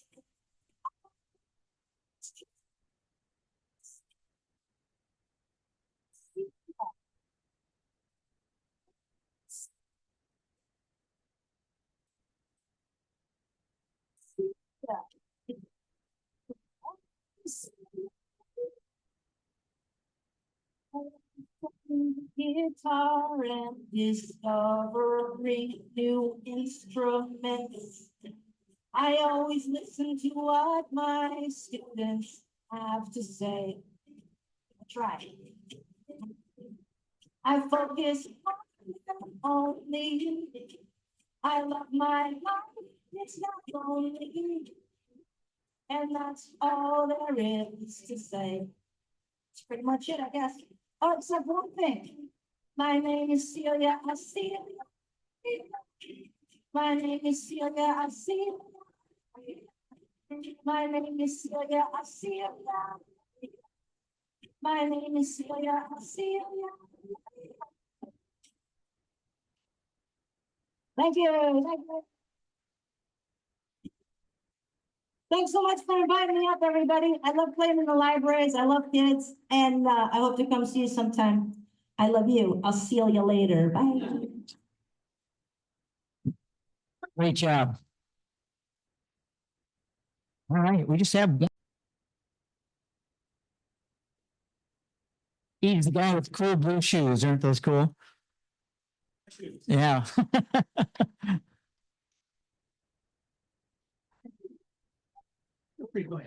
Of over 40 years and has been a part of Illustrator in over 75 books.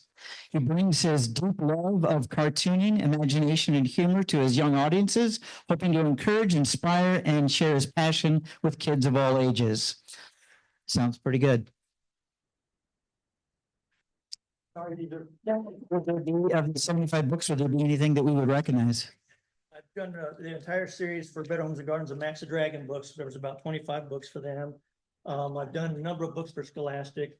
A bunch of them that are sold in book fairs, so they're probably here in the library. Cool. Yeah, and I've done a series, they're in Petco and PetSmart about raising your dog. But I don't write any of them, I strictly draw them. So. There you go. All right. If you guys get any people that want to come to your library, they've sent you a card and you've never seen them or don't know anything about them, feel free to send them to the showcase. We can check them out, see if it's somebody we can bring. That's how a lot of these people come, is there a recommendation from another librarian? And what a great way to see them first before you actually pay for them. Clips. And that helps out the people putting the showcase together a lot. Right.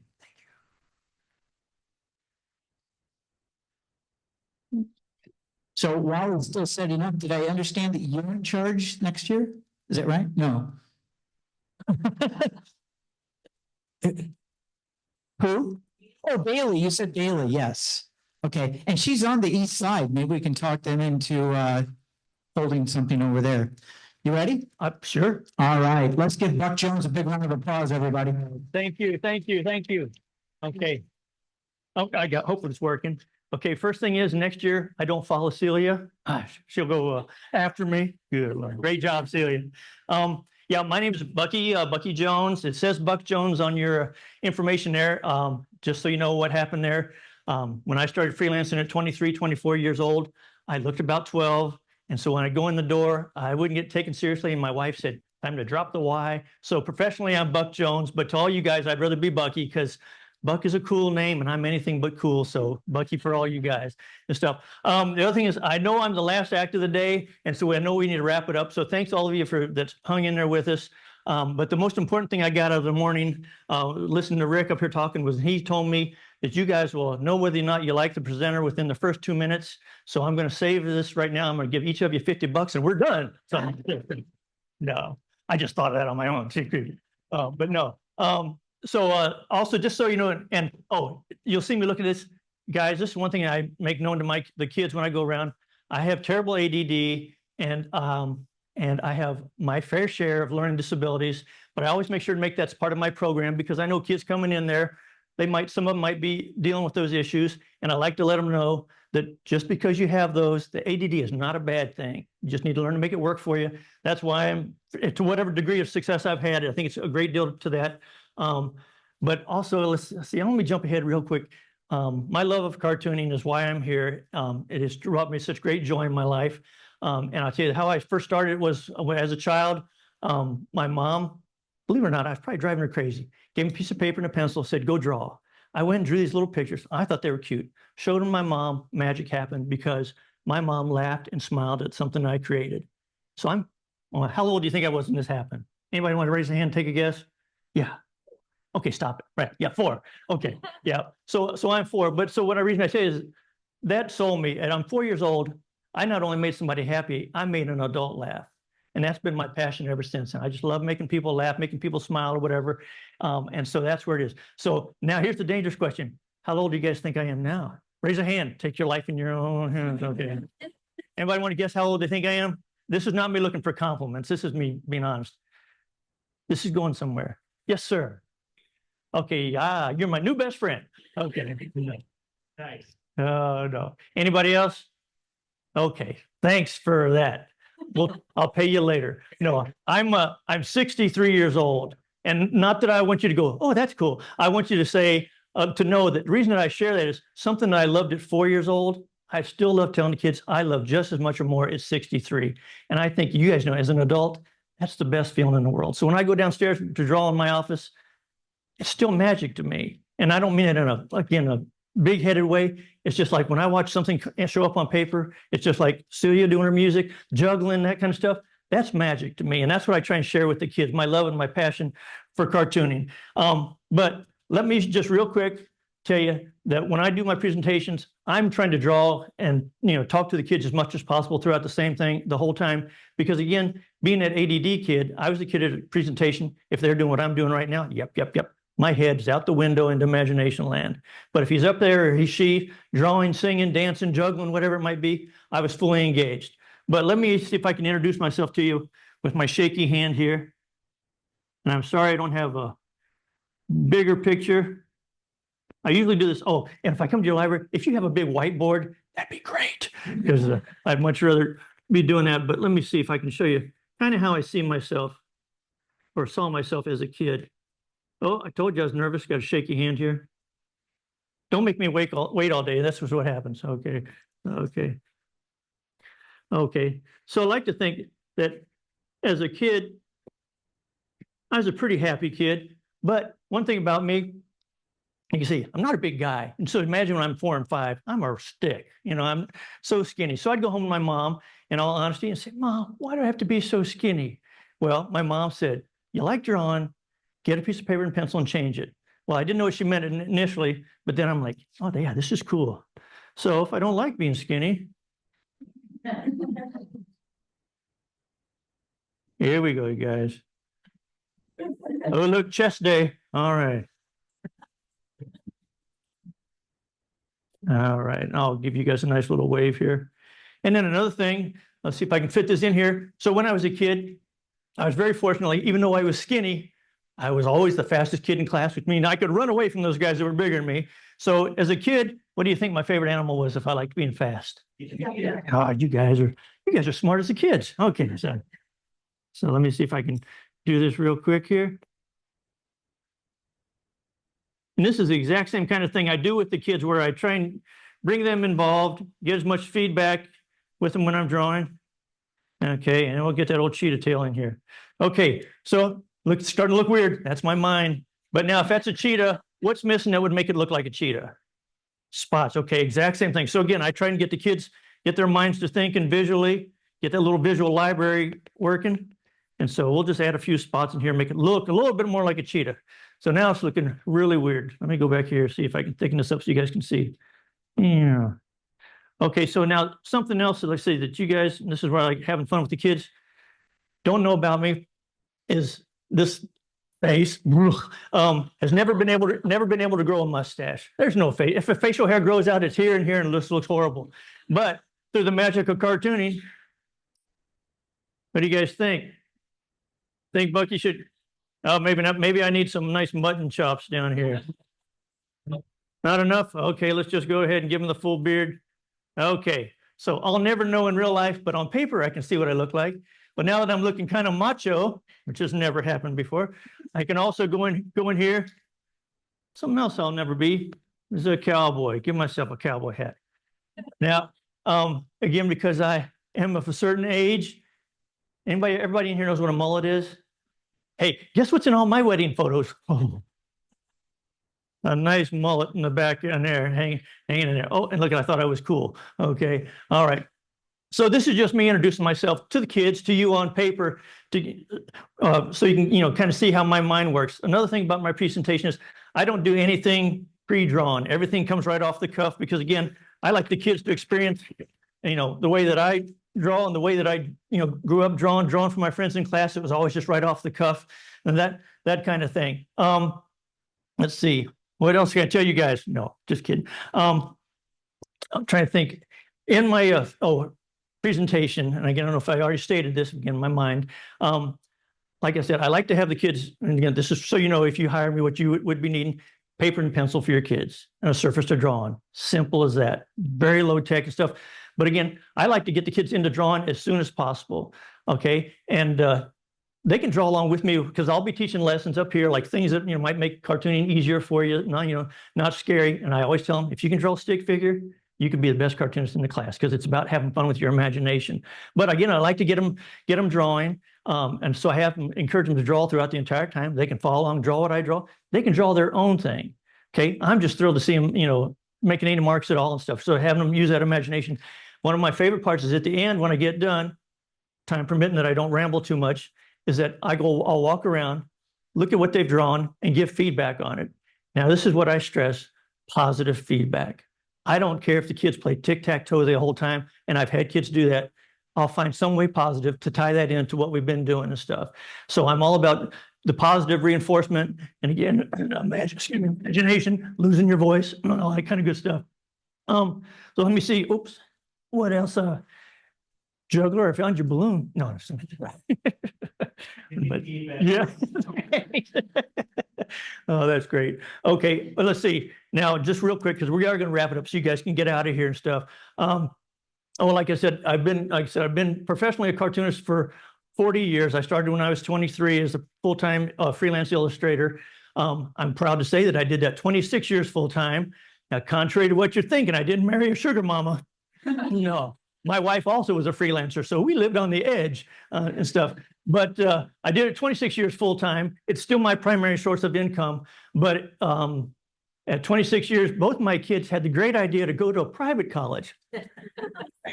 So I, for the last 14 years now, I've gone back. I'm also a full-time preschool associate in the Urbandale school system. So I work every day with 4 and 5-year-olds all day long, go home and drink myself silly. No, I'm just kidding. No, I'm just kidding. I'm just kidding. No. So, but I love that age. My favorite part of working with those kids at that age is being able to have the opportunity to sit down and draw with them, because that's my best opportunity to connect with them with a one-on-one and build that relationship. And I try and do the same thing. Like I said, if I have that opportunity, if I come to your library. Now, again, like I said, let me do this quick and I'll get you guys out of here. See if you recognize, or this is how my mind works. Let's see. Okay, I'll try this again here. And we're just going to make this up as we go.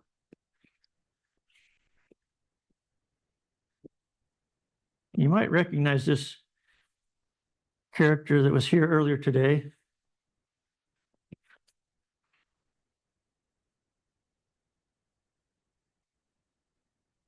Okay, hang with me here. Let's put a diver on him.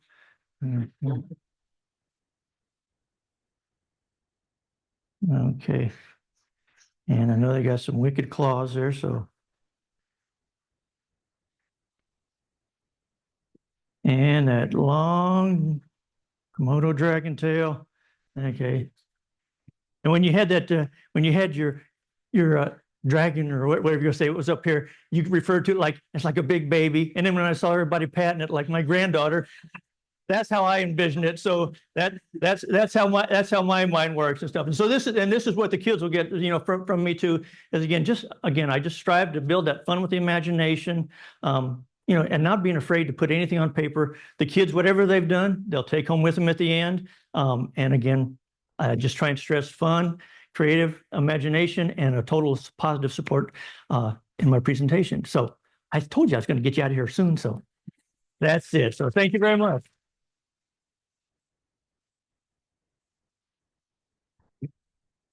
Thank you. Good job. Well, we're all done for the day, guys. So feel free to get up and visit with our vendors. To the Ames Public Library and Danielle for putting all this together with their assistance. Trevor over there. Who else? There was all right in the back here. What's that? Allison. And so, yeah, thank you for helping out. And it's more work than what people think, but they said it would be easy this year. And since you guys have taken it over the last 3 years, I think you guys have done a good job. So bringing in some new people and stuff. So I'll just turn you guys loose. Have a great day. Thank you for coming.